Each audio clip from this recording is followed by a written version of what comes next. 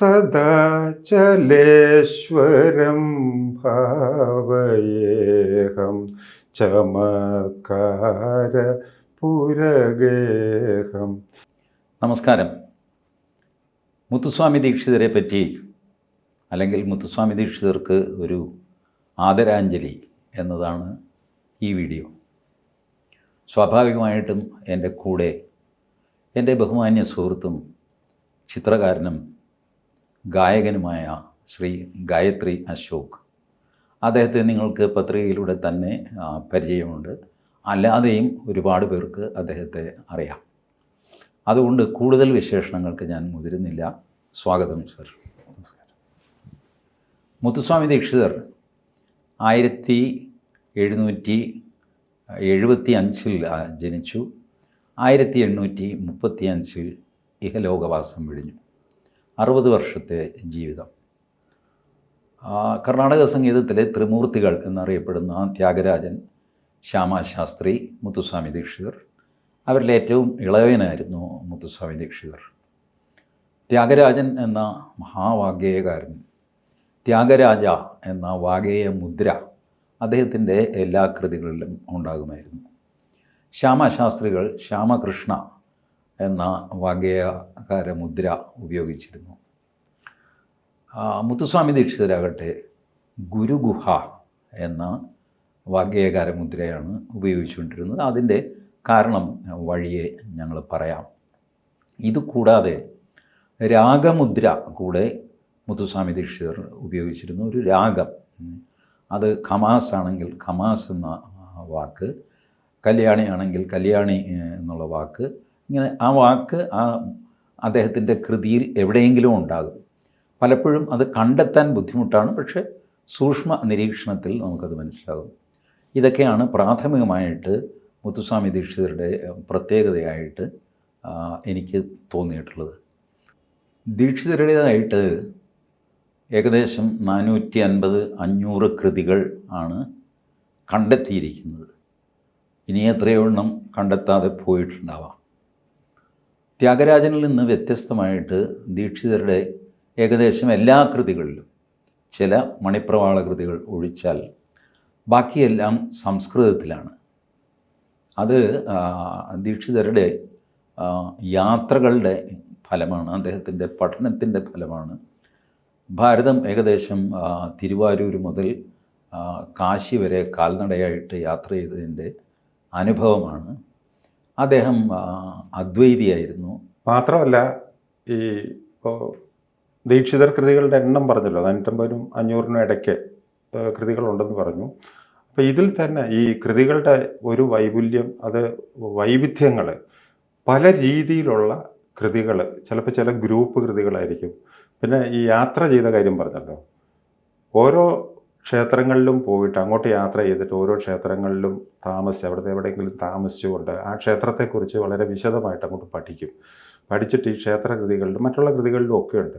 ചെല്ലുന്ന സ്ഥലത്തിൻ്റെ ആ ക്ഷേത്രത്തിൻ്റെ പ്രാധാന്യം എന്താണ്, അവിടുത്തെ മൂലദേവൻ ഏതാണ്, ഉപമൂർത്തികൾ, ഉത്സവമൂർത്തി ഏതാണ്, അവിടുത്തെ ഉത്സവം എന്നാണ് നടക്കുന്നത്, അവിടുത്തെ വഴിപാട് എന്താണ്, പ്രസാദം എന്താണ്, ക്ഷേത്രത്തിലെ പ്രധാന തീർത്ഥം, അതായത് ഇതുമായിട്ട് ബന്ധപ്പെട്ട് വരുന്ന ഒരു ജലാശയം ഉണ്ടാവുമല്ലോ, കുളമോ തടാകം പോലുള്ള, അതിൻ്റെ ആ ജലാശയം എന്താണ്, സ്ഥലവൃക്ഷം എന്താണ്, അവിടുത്തെ ഗോപുരത്തിൻ്റെ പ്രത്യേകത, അതിൻ്റെ ആർക്കിടെക്ചർ എന്താണ്, ഇങ്ങനെയുള്ള കാര്യങ്ങളൊക്കെ വളരെ അതുമായിട്ട് ഈ ക്ഷേത്രമായിട്ട് ബന്ധപ്പെട്ട് വരുന്ന പുരാണ കഥകൾ വല്ലതും ഉണ്ടെങ്കിൽ അത്, ഐതിഹ്യങ്ങളുണ്ടെങ്കിൽ അത്, ഇതെല്ലാം ഈ കൃതികളിൽ വളരെ വിദഗ്ധമായിട്ട് സന്നിവേശിപ്പിച്ചുകൊണ്ടാണ് അദ്ദേഹത്തിൻ്റെ കൃതികളുണ്ടായിരിക്കുന്നത്. ഒരു രാഗം തന്നെയാണെങ്കിലും മറ്റു പല വാഗ്ഗേയകാരന്മാരും രാഗം ഉപയോഗിക്കുമ്പോൾ, ഒരു കൃതിയിൽ ഉപയോഗിക്കുമ്പോൾ, ഇപ്പോൾ പല്ലവി കഴിഞ്ഞ് അനുപല്ലവി സാധാരണ ആദ്യത്തെ രണ്ടാമത്തെ വരി, ഒന്നാമത്തെ രണ്ടാമത്തെ വരിയുടെ അതേ ആ ഒരു ഈണം, ആ ഒരു സംഗീതത്തിൻ്റെ സ്വര സഞ്ചാരം തന്നെയായിരിക്കും ചരണത്തിൻ്റെ 3-4 വരികൾക്ക് വേണ്ടി ഉപയോഗിക്കുന്നത്. അതായത് ആവർത്തനം വരുന്നുണ്ട്. ഇദ്ദേഹത്തിൻ്റെ കൃതികളിൽ ഇങ്ങനെ ആവർത്തനം വരിക എന്ന് പറയുന്നത് വളരെ വിരളമായിട്ടേ ഉള്ളൂ. എത്ര ദീർഘമായിട്ടുള്ള കൃതിയാണെങ്കിലും, അതുപോലെ രാഗവിസ്താരത്തിന് വലിയ സാധ്യതയില്ലാത്ത രാഗങ്ങളാണെങ്കിൽ പോലും അത് വളരെ സമർത്ഥമായിട്ട്, ഈ വലിയ ദൈർഘ്യമുള്ള കൃതിയാണെങ്കിൽ പോലും ഈ ആവർത്തനങ്ങൾ, രാഗസഞ്ചാരങ്ങളുടെ ആവർത്തനങ്ങളില്ലാതെയാണ് അദ്ദേഹം ഈ കൃതികൾ രചിച്ചിരുന്നെന്നുള്ളതാണ്. അപ്പോൾ ഒരു കൃതി ഒരു പ്രധാനപ്പെട്ട ഒരു രാഗം നമ്മൾ പഠിക്കണമെന്നുണ്ട്, ഒരു രാഗം നമുക്ക് പഠിക്കണമെന്നുണ്ടെങ്കിൽ ആ രാഗത്തിലുള്ള ദീക്ഷിതരുടെ വളരെ ദൈർഘ്യമേറിയ ഒരു കൃതി നേരെ ചൊവ്വേ പഠിച്ചു കഴിഞ്ഞാൽ ആ രാഗത്തെക്കുറിച്ച് നമുക്ക് വളരെ വ്യക്തമായിട്ട് ശരിക്ക് ഈ രാഗങ്ങൾ പഠിക്കാനായിട്ട് കർണാടക സംഗീതത്തിൽ ഉപയോഗിക്കുന്ന ആദ്യം തന്നെ വർണ്ണങ്ങൾ പഠിക്കുക എന്നുള്ളതാണ്. വർണ്ണത്തിൽ പല്ലവി, അനുപല്ലവി, ചിട്ടസ്വരം, പിന്നെ ചരണം, അങ്ങനെ മൂന്നാല് തരത്തിലുള്ള വിഭജിച്ചിട്ടാണ്, 2 തരത്തിലാണ് ശരിക്കും അത് വിഭജിച്ചിരിക്കുന്നത്. അപ്പോൾ ഇത് പഠിച്ചു കഴിയുമ്പോഴത്തേക്ക് ആ രാഗത്തെക്കുറിച്ചുള്ള വളരെ വ്യക്തമായിട്ടുള്ള ഒരു ധാരണ നമുക്ക് കിട്ടി. രാഗം ശരിക്കും പഠിച്ചു എന്ന് തന്നെ പറയാം, ഓരോ രാഗത്തിലുള്ള ഈ വർണ്ണങ്ങൾ പഠിച്ചു കഴിഞ്ഞാൽ. അതുപോലെ തന്നെയാണ് ഇദ്ദേഹത്തിൻ്റെ ഈ ഓരോ കൃതിയെക്കുറിച്ചും പറയുന്നത്. ശരിക്കും വർണ്ണത്തിന് സമാനമായിട്ടുള്ള കൃതികളാണ് ഈ മുത്തുസ്വാമി ദീക്ഷിതരുടെ. അത് നമ്മൾ ഓരോ കൃതികൾ പരിശോധിച്ച് കഴിഞ്ഞാൽ, ദൈർഘ്യമുള്ള കൃതികൾ പരിശോധിച്ച് കഴിഞ്ഞാൽ നമുക്കത് വളരെ വ്യക്തമായിട്ട് മനസ്സിലാവും. സാർ, നമുക്ക് അത് ഈ എന്തൊക്കെ പറഞ്ഞു കഴിഞ്ഞാലും കർണാടക സംഗീത കച്ചേരികൾ പൊതുവെ തുടങ്ങുന്നത് ഗണപതി സ്തുതിയിൽ നിന്നാണ്. അതുകൊണ്ട് നമുക്കും ആദ്യം ഗണപതിയിലൊന്ന് തൊഴുതിട്ട് മുന്നോട്ട് പോകും. ഗണപതി സ്തുതി ഒരുപാട് മുത്തുസ്വാമി ദീക്ഷിതരുടെ കൃതികളുണ്ട്. ദീക്ഷിതരുടേതായിട്ട് 22 കൃതികളാണ് ഗണപതിയെ കുറിച്ചുള്ളത് അറിയപ്പെട്ടിരിക്കുന്നത്. 22 കൃതികൾ ഗണപതിയെക്കുറിച്ച് തന്നെ ഉണ്ട്. അപ്പം അതിൽ ഏറ്റവും പ്രധാനമായിട്ട് ഇപ്പം യുവാക്കളൊക്കെ ഒത്തിരി പാടുന്നൊരു കൃതിയാണ് നാട്ടരാഗത്തിലുള്ളത്. മഹാഗണപതിം മനസാ സ്മരാമി, മഹാഗണപതിം മനസാ സ്മരാമി, വസിഷ്ഠവാമദേവാദിവന്ദിത മഹാഗണപതിം മനസാ സ്മരാമി. സംഗതികളൊക്കെ പാടാൻ പോയി കഴിഞ്ഞാൽ നമുക്ക് ഈ പറയുന്ന സമയത്തൊന്നും തീരുകയില്ല. അതിൻ്റെ ചെറിയൊരു ഇത് മാത്രം, ഒരു ഐഡിയ കിട്ടാൻ വേണ്ടി മാത്രം. പിന്നെ ബിലഹരി രാഗത്തിലുള്ള ഏകദന്തം ഭജേഹം ഏകാനേകഫലപ്രദം ഏകദന്തം ഭജേഹം, അങ്ങനെ ബിലഹരി രാഗത്തിലുണ്ട്. പിന്നെ ബേഗഡ രാഗത്തിൽ വല്ലഭനായകസ്യ, അങ്ങനെ ബേഗഡ രാഗത്തിലുള്ളതുണ്ട്. ഗൗള രാഗത്തിൽ ശ്രീ മഹാഗണപതിരവതു മാം.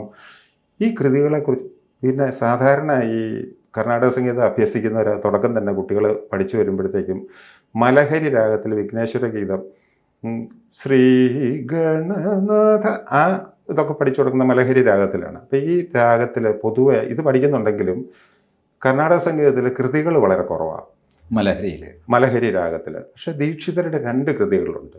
അപ്പോൾ ഗംഭീര സാധനങ്ങളാണ്. പഞ്ചമാതംഗ മുഖഗണപതി എന്ന് പറഞ്ഞിട്ട് തുടങ്ങുന്നവരുണ്ട്. പിന്നെ ശ്രീ വിഘ്നേശ്വരൻ എന്ന് പറഞ്ഞു തുടങ്ങുന്ന ഒരു കൃതിയും കൂടെ ഇദ്ദേഹത്തിൻ്റെ ഈ മലഹരി രാഗത്തിലുള്ളതുണ്ട്. വേറെ ഒത്തിരി ഉണ്ട്.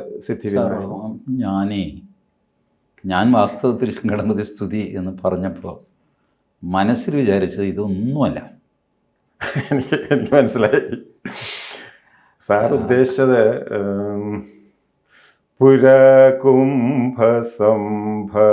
മുനിവര പ്രപൂജിതം ത്രികോണമധ്യഗതം മുരാരി പ്രമുഖാദ്യുപാസിതം മൂലാധാരക്ഷേത്രസ്ഥിതം പരാദിചത്വരിവാകാത്മകം പ്രണവസ്വരൂപ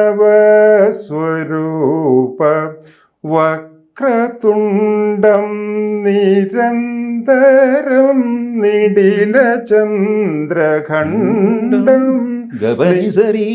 അയ്യോ കുഴപ്പമായോ സാർ? നിജവമകരവിധൃതേക്ഷുദണ്ഡം കരാംബുജപാശബീജാപൂരം കലുഷവിദൂരം ഭൂതാകാരം ഹരതി ഗുരുഗുഹദോഷിതവൃന്ദം ഹംസധ്വനിഭൂഷിതഹേരംഭം വാതാപി ഗണപതിം ഭജേഹം വാരണാസ്യം വരപ്രദം ശ്രീവാതാപി ഗണപതിം ഭജേഹം.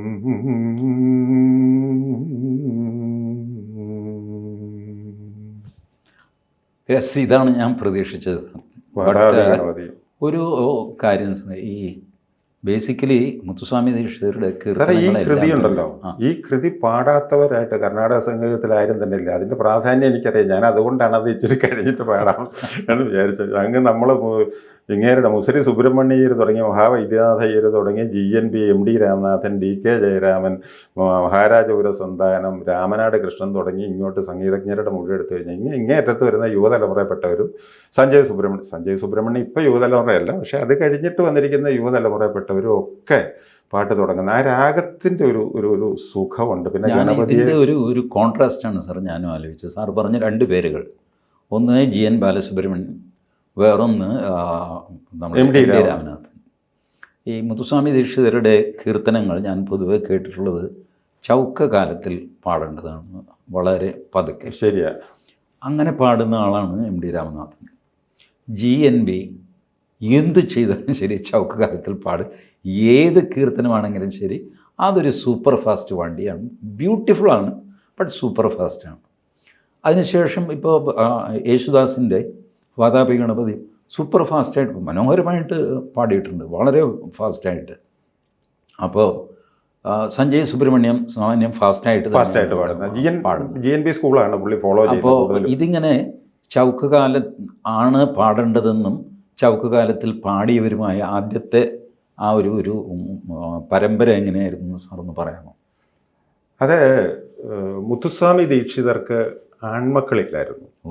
അദ്ദേഹത്തിന് മൂന്ന് സഹോദരങ്ങളായിരുന്നു ഉണ്ടായിരുന്നത്. രണ്ട്, ചിന്നസ്വാമി, ബാലസ്വാമി, പിന്നെ ബാലാമ്പാൾ എന്ന് പറഞ്ഞൊരു സഹോദരി ഉണ്ടായിരുന്നു. അപ്പോൾ ഈ ചിന്നസ്വാമി നേരത്തെ മരിച്ചുപോയി. നേരത്തെ ചെറുപ്പത്തിൽ യുവാവായിരിക്കുമ്പോൾ തന്നെ മരിച്ചുപോയി. ബാലസ്വാമിക്ക് കല്യാണം കഴിച്ചിട്ട് പുത്രി ഉണ്ടായുള്ളൂ, മകനുണ്ടായില്ല. അപ്പോൾ ഈ പുത്രിക്ക്, അതായത് മുത്തുസ്വാമി ദീക്ഷിതരുടെ സഹോദരൻ ബാലസ്വാമിയുടെ മകൾക്ക് ഒരു മകനുണ്ടായി. അതാണ് അദ്ദേഹത്തിൻ്റെ പേര് സുബ്ബരാമ ദീക്ഷിതർ എന്നാണ്. അപ്പോൾ ഈ സുബ്ബരാമ ദീക്ഷിതരെ ബാലസ്വാമി, മുത്തുസ്വാമി ദീക്ഷിതരുടെ അനിയൻ ബാലസ്വാമി പേരക്കിടാവാണ്, പക്ഷേ മകനായിട്ട് ദത്തെടുക്കുകയും കൂടി ചെയ്തു. അപ്പോൾ ഒരേ സമയം പേരക്കിടാവുമാണ് ദത്തുപുത്രനും കൂടിയാണ്. അദ്ദേഹം ഈ സംഗീതത്തെക്കുറിച്ച് വളരെ നല്ല ഗ്രാഹ്യമുള്ള മനുഷ്യനായിരുന്നു. പ്രത്യേകിച്ച് ഈ തലമുറയുടെ സ്വാധീനം നന്നായിട്ടുണ്ടല്ലോ. അപ്പോൾ അദ്ദേഹം ഈ മുത്തുസ്വാമി ദീക്ഷിതരുടെ പല കൃതികളും ഉൾക്കൊള്ളിച്ചുകൊണ്ട് സംഗീതത്തെക്കുറിച്ചൊക്കെ പ്രതിപാദിക്കുന്ന സംഗീത സമ്പ്രദായ പ്രദർശിനി എന്ന് പറഞ്ഞിട്ടുള്ളൊരു ബുക്ക് എഴുതിയിട്ടുണ്ട്. സംഗീത സമ്പ്രദായ പ്രദർശിനി, അത് വളരെ ഫേമസ് ആണ്, ഇപ്പോൾ കിട്ടാനുള്ള പുസ്തകമാണ്. അപ്പോൾ അതിൻ്റെ അകത്തു നിന്നാണ് നമുക്ക് ഇതിൻ്റെ കൂടുതൽ നൊട്ടേഷൻസും ഇതെല്ലാം കിട്ടുന്നത്. അതിൽ ഈ മുത്തുസ്വാമി ദീക്ഷിതർ എന്നുള്ള പേരിനെ കുറിച്ച് തന്നെ ഒരു ചെറിയ തർക്കമുണ്ട്. മുത്തുസ്വാമിയാണോ മുദ്ദുസ്വാമിയാണോ എന്നുള്ളൊരു ചെറിയൊരു തർക്കം അങ്ങോട്ടും ഇങ്ങോട്ടുമൊക്കെ പലരും നടത്തുന്നുണ്ട്. ഇതിൽ ഈ സംഗീത സമ്പ്രദായ പ്രദർശിനിയിൽ സുബ്ബരാമ ദീക്ഷിതർ ഉപയോഗിച്ചിരിക്കുന്നതല്ല മുദ്ദുസ്വാമി എന്നാണ്, ദായാണ് മുദ്ദുസ്വാമി ദീക്ഷിതർ എന്നാണ് പറഞ്ഞിരിക്കുന്നത്. അപ്പോൾ അത് തന്നെയാണോ എന്ന് ചോദിച്ചു കഴിഞ്ഞാൽ അല്ല. പക്ഷേ കൃതികളിലും മറ്റു പലയിടത്തുമൊക്കെ മുത്തു എന്നുള്ളതിന് വേറൊരു പ്രസക്തി ഉണ്ട്, അത് നമുക്ക് പറഞ്ഞു വരുമ്പോൾ പിന്നീട് പറയാം. അപ്പോൾ ഇദ്ദേഹത്തിൻ്റെ ഈ സംഗീത സമ്പ്രദായ പ്രദർശിനി എന്ന് പറഞ്ഞ ബുക്കിൻ്റെ അകത്ത് ഇതിൻ്റെ നൊട്ടേഷൻസും കാര്യങ്ങളൊക്കെ ഉണ്ട്. അത് ഫോളോ ചെയ്യുന്ന ഒരു ഗ്രൂപ്പ് ആൾക്കാർ ഇപ്പോഴും ഉണ്ട്. അപ്പോൾ ഇദ്ദേഹത്തിൻ്റെ മകനായിരുന്നു, അതായത് സുബ്ബരാമ ദീക്ഷിതരുടെ മകനാണ്, അതും ഒരു മുത്തുസ്വാമി എന്നാണ് അദ്ദേഹത്തിൻ്റെ പേര്. പക്ഷേ ഈ പേര് തമ്മിൽ കൺഫ്യൂഷൻ വരാതിരിക്കാണ്ട് അംബിസ്വാമി ദീക്ഷിതർ എന്നാണ് അദ്ദേഹം അറിയപ്പെട്ടിരുന്നത്. ഈ അംബിസ്വാമി ദീക്ഷിതർ എനിക്കൊന്ന് 1930 അത് ആ ഒരു കാലഘട്ടത്തിലെങ്ങാണ്ടാണ് മരിക്കുന്നത്. അപ്പോൾ ഇദ്ദേഹത്തിൻ്റെ ശിഷ്യയായിട്ടാണ് നമ്മുടെ DK പട്ടമ്മാൾ, ഡയറക്റ്റ് ശിഷ്യയായിരുന്നു. DK പട്ടമ്മാൾക്ക് ഇദ്ദേഹത്തിൽ നിന്ന്, അതായത് അംബിസ്വാമി ദീക്ഷിതരിൽ നിന്ന് ഈ ദീക്ഷിതരുടെ സംഗീതം കൂടുതലായിട്ട് പഠിക്കാനായിട്ടുള്ള അവസരം കിട്ടി. അതുവരെ ഉണ്ടായിരുന്നെന്ന് പറഞ്ഞാൽ ഈ ദീക്ഷിതരുടെ ശിഷ്യർ ഒറിജിനൽ മുത്തുസ്വാമി ദീക്ഷിതരുടെ ശിഷ്യരെന്ന് പറഞ്ഞാൽ കൂടുതലും മൃദംഗ വായനക്കാർ, വീണ വായനക്കാർ, വയലിൻ വാദകർ, പിന്നെ ദേവദാസികൾ, ഇങ്ങനെയൊക്കെയുള്ളവരായിരുന്നു. അപ്പോൾ അതിൽ നിന്ന് നാദസ്വരക്കാർ. അപ്പോൾ ഇതിൽ നമുക്ക് കറക്റ്റ് ഈ വായ്പാട്ട് എങ്ങനെയാണ് പാടുന്നത് എന്നുള്ളതിനെക്കുറിച്ചൊരു ഐഡിയ കിട്ടാണ്ട് അന്നത്തെ കാലത്ത് ആൾക്കാർക്ക് സാധ്യതയില്ലായിരുന്നു. പിന്നെ ഉള്ളത് ഈ നൊട്ടേഷൻ വെച്ചിട്ടാണ് കിട്ടുന്നത്. അപ്പോൾ അതിൻ്റെ ഒരു ആധികാരിക ഗ്രന്ഥമായിട്ട് കണക്കാക്കിയിരിക്കുന്ന സംഗീത സമ്പ്രദായ പ്രദർശിനിയാണ്. പിന്നെ അതിൽ നിന്ന് ഡയറക്റ്റ് വന്നിരിക്കുന്ന ഒരു ശിഷ്യ എന്നുള്ള DK പട്ടമ്മാൾ ആയതുകൊണ്ട് DK പട്ടമ്മാളിൻ്റെ ശിഷ്യരായിട്ടുള്ള അതിൽ പ്രധാനി സ്വന്തം അനുജനായിട്ടുള്ള DK ജയരാമനാണ്. അപ്പോൾ DK ജയരാമൻ എനിക്ക് ഞാൻ ദുഃഖത്തോടെ മാത്രം ഓർക്കുന്ന ഒരാളാണ് DK ജയരാമൻ. എത്ര മഹാനായ ഗായകനായിരുന്നു. അന്നത്തെ കാലത്തിൻ്റെ ഒരു പ്രത്യേകത കൂടെ ആയിരിക്കും കൂടുതൽ ശിഷ്യരെ കിട്ടാതെ. അങ്ങേരെക്കുറിച്ച് സൈക്കിൾ സ്വാമി എന്ന് പറഞ്ഞിട്ട് പേരും കൂടെ ഉണ്ടായിരുന്നു. പുള്ളി രാവിലെ സൈക്കിളൊക്കെ എടുത്തിട്ട് അതിൽ ടിഫിൻ കാരിയറും ഒക്കെ വെച്ചിട്ട് പുള്ളിക്ക് ഉച്ചയ്ക്കുള്ള ഭക്ഷണം ഇതൊക്കെ ആയിട്ട് സൈക്കിളെ വെട്ടി പല വീടുകളിലും പോയിട്ട് കുട്ടികളെ സംഗീതം പഠിക്കും. അദ്ദേഹത്തിൻ്റെ ഒരുപാട് കച്ചേരികൾ ആകാശവാണിയുടെ കയ്യിലുണ്ട്. ഭാഗ്യവശാൽ ആദ്യം അവർ കേൾപ്പിക്കാറില്ല, അഥവാ എപ്പോഴെങ്കിലും കേൾപ്പിക്കാറുണ്ടോ എന്ന് എനിക്ക് അറിഞ്ഞുകൂടാ. ബട്ട് വലിയൊരു യൂട്യൂബിൽ കുറച്ച് കിട്ടാനുണ്ട്. കുറച്ചുണ്ട്. അത് പക്ഷേ അത്ര ഒരു ഭംഗിയായില്ല അതിൻ്റെ റെക്കോർഡിങ്സ് ഒക്കെ. അന്നത്തെ റെക്കോർഡിംഗ് മാത്രമല്ല അതിലെന്തോ മാറ്റമൊക്കെ വരുത്തിയിട്ട് അത് വരുത്തി കഴിഞ്ഞപ്പോൾ ഒന്നുകൂടെ വൃത്തികളത് ഒക്കെ ചെയ്തു. എന്തുവാട്ടെ, അപ്പം ഇവരാണ് ഈ ആ ഒരു സ്കൂളാണ് കറക്റ്റ്. അതിൻ്റെ ആ ഒരു മുത്തുസ്വാമി ദീക്ഷിതരുടെ സംഗീതം എന്ന് പറഞ്ഞാൽ നമുക്ക് വിശ്വസിക്കാൻ പറ്റുന്ന രീതിയിലുള്ള കുറച്ചുകൂടെ ഇതായിട്ടുള്ള ചൗക്കകാലത്തിൻ്റെ ഇത് അവർ നമുക്ക് പറഞ്ഞു തന്നിരിക്കുന്നത്, അല്ലെ നമുക്ക് പഠിക്കാൻ പറ്റുന്നൊരു സോഴ്സായിട്ട് നമുക്കുള്ളത് അവരൊക്കെ തന്നെയാണ്. പിന്നെ ഇതിൽ നിന്ന് വ്യത്യസ്തമായിട്ടുള്ള ഇപ്പം നാദസ്വര ബാണി ശീലിച്ചിരിക്കുന്ന ഒരുപക്ഷെ GNB ഒക്കെ ആ ബാണി ഇത് പരിശീലിച്ച ആളാണ്. തോടി രാജരത്നം പിള്ളയുടെ കൂടെ ഇരുന്നുകൊണ്ട് പാടി അങ്ങേര് നാദസ്വരത്തിൽ രാജരത്നം പിള്ള നാദസ്വരത്തിൽ വായിക്കുന്നതിനനുസരിച്ച് പാടി പ്രാക്ടീസ് ചെയ്യുന്ന ആളൊക്കെ ആയിരുന്നു GNB. വാസ്തവത്തിൽ സാർ കർണാടക സംഗീതം പോപ്പുലറാക്കിയത് നാദസ്വരക്കാരാണ്. ആണ് വായ്പാട്ടുകാർ പിന്നാലെ വന്നതാണ്. ശരിയാണ്. അവരാണ് ഇത് സർവ്വ ഉത്സവങ്ങളിലും ഇതിലൊക്കെ നാദസ്വരം ഒരു പ്രധാന ഒരു വാദ്യമായിരുന്നല്ലോ. പക്ഷേ എനിക്ക് തോന്നുന്നു പോകെ പോകെ ഈ ചൗക്ക് കാലം തന്നെ അൺപോപ്പുലറായി. ജനറേഷൻ മാറി വന്നു കഴിയുമ്പോൾ മൊത്തം ജീവിതത്തിൻ്റെ സ്പീഡൊന്നും കൂടി. ഇപ്പോൾ സംഗീതത്തിന് മാത്രം പുറകിൽ നിൽക്കാൻ പറ്റില്ല. സംഗീതവും അതനുസരിച്ച് അറിയാതെ അപ്ഡേറ്റ് ചെയ്തിട്ടാണ് നമ്മളിന്ന് കേൾക്കുന്ന വാതാപി ഗണപതിയും അമ്പലപ്പറമ്പിലോ അവിടെ ഇവിടെ കച്ചേരിയിൽ ഇവരൊക്കെ പാടുന്നത്. അത് എനിക്ക് തോന്നുന്നു കേരളത്തിൽ അതിൻ്റെ ഫുൾ മാർക്ക് യേശുദാസിന് തന്നെ കൊടുക്കണം. അത്രയും സ്പീഡിൽ വേറെ ആരും പാടിയിട്ടില്ല. അത് തന്നെയല്ല ജനസ്വാധീനം. യേശുദാസ് എന്ന് പറഞ്ഞ ജനത്തിന്റെ മുഴുവൻ ഗായകൻ. അവരെ സംബന്ധിച്ച് GNB MD രാമനാഥനും ഒക്കെ അവർ വലിയ പരിചയമുള്ള ആൾക്കാരല്ല, പലരും കേട്ടിട്ട് പോലും ഇല്ല. അപ്പൊ അവർക്കറിയാവുന്ന സംഗീതത്തിന്റെ ഒരു ആൾരൂപം എന്ന് പറയുന്നത് യേശുദാസാണ്. അപ്പൊ യേശുദാസ് പാടുന്നത് അതാണ് അവരുടെ വേദവാക്യം. തെറ്റാണെന്നല്ല പറഞ്ഞ്, അത് ആൾക്കാർ ഇപ്പോൾ ഇപ്പോഴത്തെ കാലത്തിനനുസരിച്ച് ശരിക്കത് ഫോളോ ചെയ്യുന്നു. സാർ, ഈ വാതാപി ഗണപതി എന്ന് പറയാൻ കാര്യം എന്താ അതിന് വാതാപി ഗണപതിക്കൊരു പ്രത്യേകത? പല ഗണപതിയും കേട്ടിട്ടുണ്ട്. ഈ നർത്തന ഗണപതി, രക്തഗണപതി, അഭീഷ്ടവരതായ ഗണപതി, അങ്ങനെ പലവിധ. വാതാപി ഗണപതി എന്ന് വെച്ചാൽ എന്താ? വാതാപി ഗണപതി എന്ന് പറഞ്ഞാൽ ഇദ്ദേഹത്തിൻ്റെ ഈ കൃതികളെക്കുറിച്ച് പറയുവാണെങ്കിൽ ഒരു വരി എടുത്തു കഴിഞ്ഞാൽ ഒരു 2 പേജ് 3 പേജ് വിശദീകരിക്കാനും മാത്രമുള്ള സബ്ജക്റ്റ് ആ ഒരു വരിയിൽ തന്നെ ഉണ്ടാകും എന്നുള്ളതാണ് ഈ ദീക്ഷിതർ കൃതികളുടെ ഏറ്റവും വലിയൊരു സവിശേഷത. വാതാപി ഗണപതി അതിൻ്റെ ചരിത്രപരമായൊരു പശ്ചാത്തലം എന്ന് പറഞ്ഞാൽ 7-ാം നൂറ്റാണ്ടിലെ അന്ന് ഈ ചെറിയ ചെറിയ നാട്ടുരാജ്യങ്ങളൊക്കെ തമ്മിൽ എപ്പോഴും സ്ഥിരം വഴക്കുണ്ടാകുമല്ലോ. അപ്പോൾ അതിൽ ചാലൂക്യ വംശജരുടെ കൂട്ടത്തിലുള്ള അവരുടെ അധീനതയിലുള്ള ഒരമ്പലം, അത് ഇന്ന് ബാംഗ്ലൂർ കർണാടക സംസ്ഥാനത്തിലാണ്. ബാദാമി എന്നറിയപ്പെടുന്ന സ്ഥലത്ത് അന്ന് ആ സ്ഥലത്തിൻ്റെ പേര് വാതാപി എന്നായിരുന്നു. അവിടെയുള്ളൊരു ഗണപതി വിഗ്രഹം, ഒരു ക്ഷേത്രത്തിലെ ഗണപതിയായിരുന്നു ഈ വാതാപിയിലെ ഇത് വാതാപി ഗണപതി. അത് വളരെ പ്രസിദ്ധമായിരുന്നു, വളരെ പവർഫുൾ ആയിട്ടുള്ളൊരു മൂർത്തിയാണ് എന്നുള്ളൊരു സങ്കല്പമൊക്കെ ഉണ്ടായിരുന്നു. അപ്പോൾ ഈ പല്ലവ രാജാക്കന്മാരുടെ കൂട്ടത്തിൽപ്പെട്ട അവരുടെ സൈന്യാധിപൻ പരംജ്യോതി എന്നായിരുന്നു അയാളുടെ പേര്. ഈ പരംജ്യോതിക്ക് അവരുടെ സംസ്കാരത്തിൽ ഒത്തിരി പ്രാധാന്യമുണ്ട്. പിന്നീട് പുള്ളി ഒരു നായരായിട്ട് മാറുകയും ചെയ്തു, നായനാറായിട്ട് മാറുകയും ചെയ്ത ചരിത്രമൊക്കെ ഉണ്ട്. അതൊന്നും നമുക്കിവിടെ പറയാൻ പറ്റില്ല. അപ്പോൾ ഈ പരംജ്യോതിയുടെ നേതൃത്വത്തിൽ പല്ലവ സൈന്യം 7-ാം നൂറ്റാണ്ടിലാണ് ചാലൂക്യ രാജനെ ആക്രമിച്ചിട്ട് അവിടുന്ന് ഈ കൊള്ള മുതലൊക്കെ പിടിച്ചോണ്ട് പോകുമല്ലോ, ഈ കൂട്ടത്തിൽ ഇവർ ഈ ഗണപതിയും കൂടെ അടിച്ചുകൊണ്ട് പോയി. അവർ കൊണ്ടുവന്നിട്ട് തിരുവാരൂർ അടുത്തുള്ള ഒരു ക്ഷേത്രത്തിൽ ഇതുകൊണ്ട് പ്രതിഷ്ഠിച്ചു. അങ്ങനെ ഈ വാതാപി ഗണപതി തിരുവാരൂർ അടുത്തുള്ള ഈ സ്ഥലത്തെ ഇതായിട്ട് വന്നു. അങ്ങനെ വാതാപി ഗണപതി എന്നുള്ള പേരിൽ ഇത് അറിയപ്പെടാൻ തുടങ്ങി. ഇതാണ് ഇതിൻ്റെ ചരിത്രപരമായിട്ടുള്ളൊരു പശ്ചാത്തലം എന്ന് പറഞ്ഞാൽ. ഇതിൽ ഇങ്ങനെ ഉണ്ട് സാറേ, ഈ സാധാരണ അങ്ങോട്ടും ഇങ്ങോട്ടും ഇവർ ആക്രമിക്കുമ്പോൾ ക്ഷേത്രങ്ങളെ ആക്രമിക്കുകയൊന്നുമില്ല, ക്ഷേത്രങ്ങൾ നശിപ്പിക്കുകയൊന്നുമില്ല. പക്ഷെ വിഗ്രഹങ്ങൾ എടുത്തുകൊണ്ട് വിഗ്രഹം എടുത്തുകൊണ്ട് പോകും. വിഗ്രഹം എടുത്തുകൊണ്ട് പോകുന്നത് ആ വിഗ്രഹത്തിന് ചൈതന്യമുള്ളതെന്നും അത് എൻ്റെ നാട്ടിൽ കൊണ്ടുപോയി വെച്ചാൽ അത്രയും അനുഗ്രഹവും സമ്പൽ സമൃദ്ധിയും ഉണ്ടാകുമെന്നൊക്കെ. ഇതിന് ശേഷമുള്ള റീസെൻറ്റ് പാസ്റ്റിൽ നമ്മളുടെ കൊങ്ങണിമാരുണ്ടല്ലോ, അവരുടെ ഇടയ്ക്കുണ്ടായ ഒരു സംഭവം ഞാൻ പറയാം. ഈ കൊച്ചിയിൽ ലക്ഷ്മി ദേവിയുടെ ഒരു പ്രതിമയോ പ്രതിഷ്ഠയോ കുറക്കാലം മുമ്പ് നടന്നതാണ്. ഇത് സേഫ് കസ്റ്റഡിക്കായിട്ട് ആലപ്പുഴയിലെ കൊങ്ങിണിമാരെ ഏൽപ്പിച്ചു. ആലപ്പുഴ അനുദിനം വളർന്നു വന്നു. രാജാ കേശവദാസൻ ദിവാനായി. ആലപ്പുഴയിലെ തോടുകളൊക്കെ ക്ലിയർ ചെയ്തു, കടൽപ്പാലം വെച്ചു, കിഴക്കിൻ്റെ വെനീസ് എന്ന് ആലപ്പുഴ അറിയപ്പെട്ടു. കൊച്ചി പേരില്ലാതെ അങ്ങനെ കിടന്നു. അപ്പോൾ കൊച്ചിക്കാർക്ക് വിഷമമായിടാ, ഇത് കൊടുത്തത് മോശമായിപ്പോയി. ആലപ്പുഴക്കാരോട് അതിപ്പോൾ തിരിച്ചു അല്ല, അത് തിരിച്ച് ഒരിക്കൽ തന്നു കഴിഞ്ഞാൽ തന്നതാണ്, തിരിച്ചൊന്നും തരാൻ പറ്റില്ല. അപ്പോൾ ഈ ആലപ്പുഴ വർദ്ധിച്ചു കിഴക്കിൻ്റെ വെനീസ് സാറിന് അറിയാമല്ലോ, രാജാകേശവ കാലത്ത് അങ്ങനെ വലിയ പ്രസിദ്ധി പെറ്റ നഗരമായി ആലപ്പുഴ. കൊച്ചിക്കാർ നോക്കിയപ്പോൾ ഇതിനി മോഷ്ടിക്കുകയല്ലാതെ വേറെ മാർഗ്ഗമില്ല. അവർ ഈ സുഖിയൻ വഴിപാടുണ്ട്, അത് ഗണപതിക്കുള്ള പ്രധാന മോദകമാണ്. അപ്പോൾ ഇത് 1200 കിലോ, ഇന്നത്തെ കണക്കിൽ 1200 കിലോ ഇതിൻ്റെ ചെറുപയറിൻ്റെ മോദകം ഇതുണ്ടാക്കാം എന്ന് പറഞ്ഞ് കൊച്ചിക്കാരുടെ വഴിപാട് നിരസിക്കാൻ പറ്റില്ല.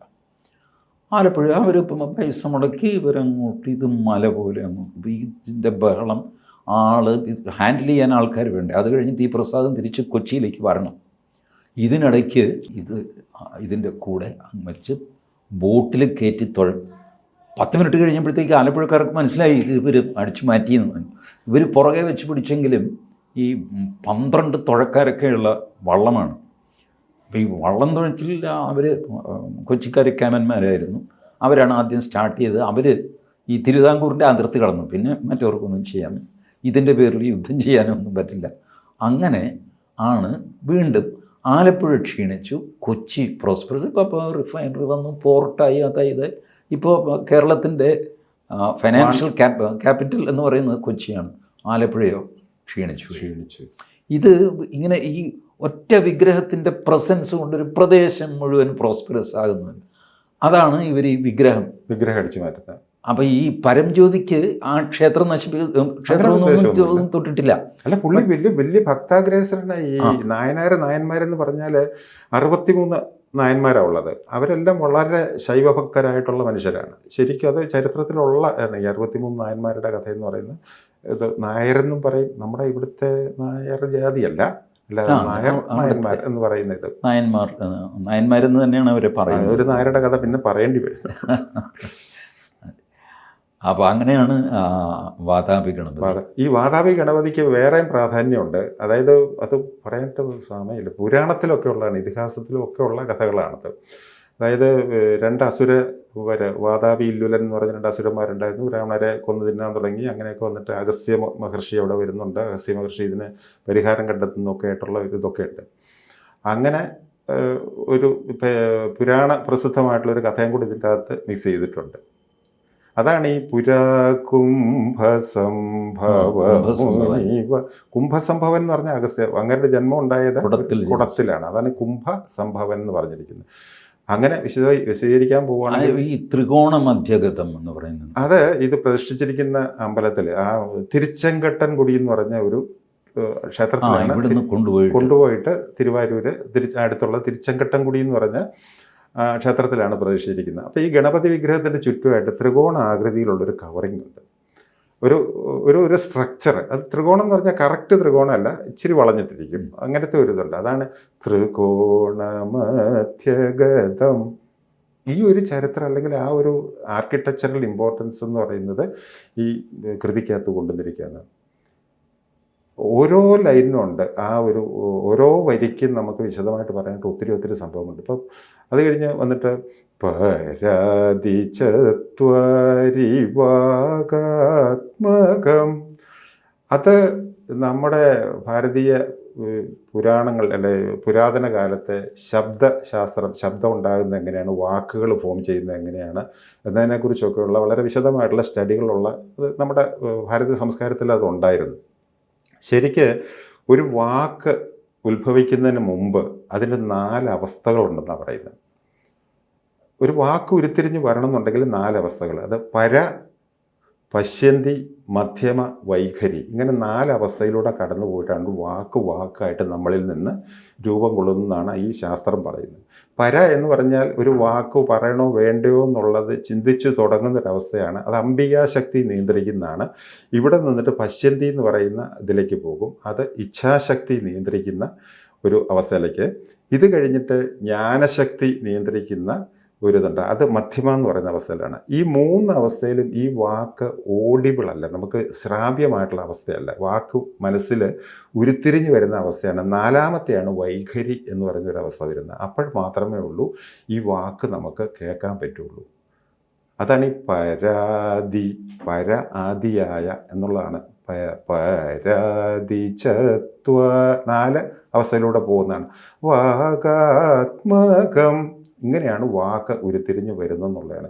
ഇങ്ങനെ ഉരുത്തിരിഞ്ഞ് വരുന്ന വാക്കുകളാണ് ശരിക്ക് അർത്ഥവത്താകുന്നതും മീനിങ് ആയിട്ട് വരുന്ന വാക്കുകൾ എന്ന് പറഞ്ഞാൽ ഇങ്ങനെ വരുന്ന വാക്കുകളാണ്. ചുമ്മാ തോന്നിയ സാധ്യതയും വിളിച്ചു പറയുന്നതല്ല. ഇതെല്ലാം നടക്കുന്ന ഈ 4 അവസ്ഥയിലൂടെ ഇത് കടന്നു പോകുന്നതെല്ലാം നിമിഷാർത്ഥം കൊണ്ട് സംഭവിക്കുന്ന കാര്യമാണ്. നമ്മളിത് പര എങ്ങനെയാണ് അല്ല പശ്യന്തി എന്നാണെന്ന് പറഞ്ഞാൽ നമ്മൾ ചിന്തിക്കേണ്ട കാര്യമൊന്നുമില്ല. ഈ 4 അവസ്ഥയിലൂടെ കടന്നു പോയിട്ടാണ് വാക്കുകൾ രൂപം കൊള്ളുന്നതെന്നുള്ളതാണ്. ആ ഒരു ആശയം അല്ലെങ്കിൽ ഒരു തത്വമാണ് ഇത് ഒരൊറ്റ വരിയുടെ പരാതി ചത്വരിവാകാത്മകം പ്രണവസ്വരൂപ. അദ്ദേഹത്തിൻ്റെ ആ മുഖത്തിൻ്റെ ആ സംസ്കൃത ലിപിയിൽ ഓം എഴുതി കഴിഞ്ഞാൽ വരുന്നൊരു അവസ്ഥയുണ്ടല്ലോ, അത് ആ ലിപിയുടെ ഷേപ്പാണ് വക്രതുണ്ടം.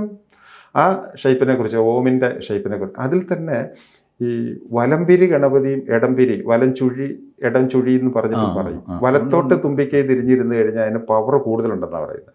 ഈ ഗണപതി വലത്തോട്ട് തിരിഞ്ഞിട്ട് ആ ശരിക്കുള്ള ഓങ്കാരം അതിൻ്റെ രീതിയിൽ തന്നെയാണ് ആ ഗണപതി ഇരിക്കുന്നത്. ഇത്രയൊക്കെയാണ് ഈ വാതാപിയെക്കുറിച്ച് ചെറുതായിട്ടൊന്ന് പറയാനുള്ളത്. വിശദമാക്കണമെങ്കിൽ ഇന്ന് മുഴുവൻ ഇരുന്ന് പറഞ്ഞാൽ തീരെയില്ല. അതിന് മാത്രമുള്ള സബ്ജക്റ്റ് ആ ഒരൊറ്റ കൃതിയിൽ തന്നെ. അദ്ദേഹത്തിൻ്റെ ഈ മുത്തുസ്വാമി ദീക്ഷിതരുടെ കൃതികളുടെ എല്ലാം പ്രത്യേകത ആദ്യം പറഞ്ഞില്ലേ, കണ്ടമാനം അർത്ഥങ്ങൾ, ഒത്തിരി അർത്ഥങ്ങൾ ഉൾക്കൊള്ളിച്ചിരിക്കുന്ന കൃതികളാണ് ദീക്ഷിതരുടേതായിട്ടുള്ളത്.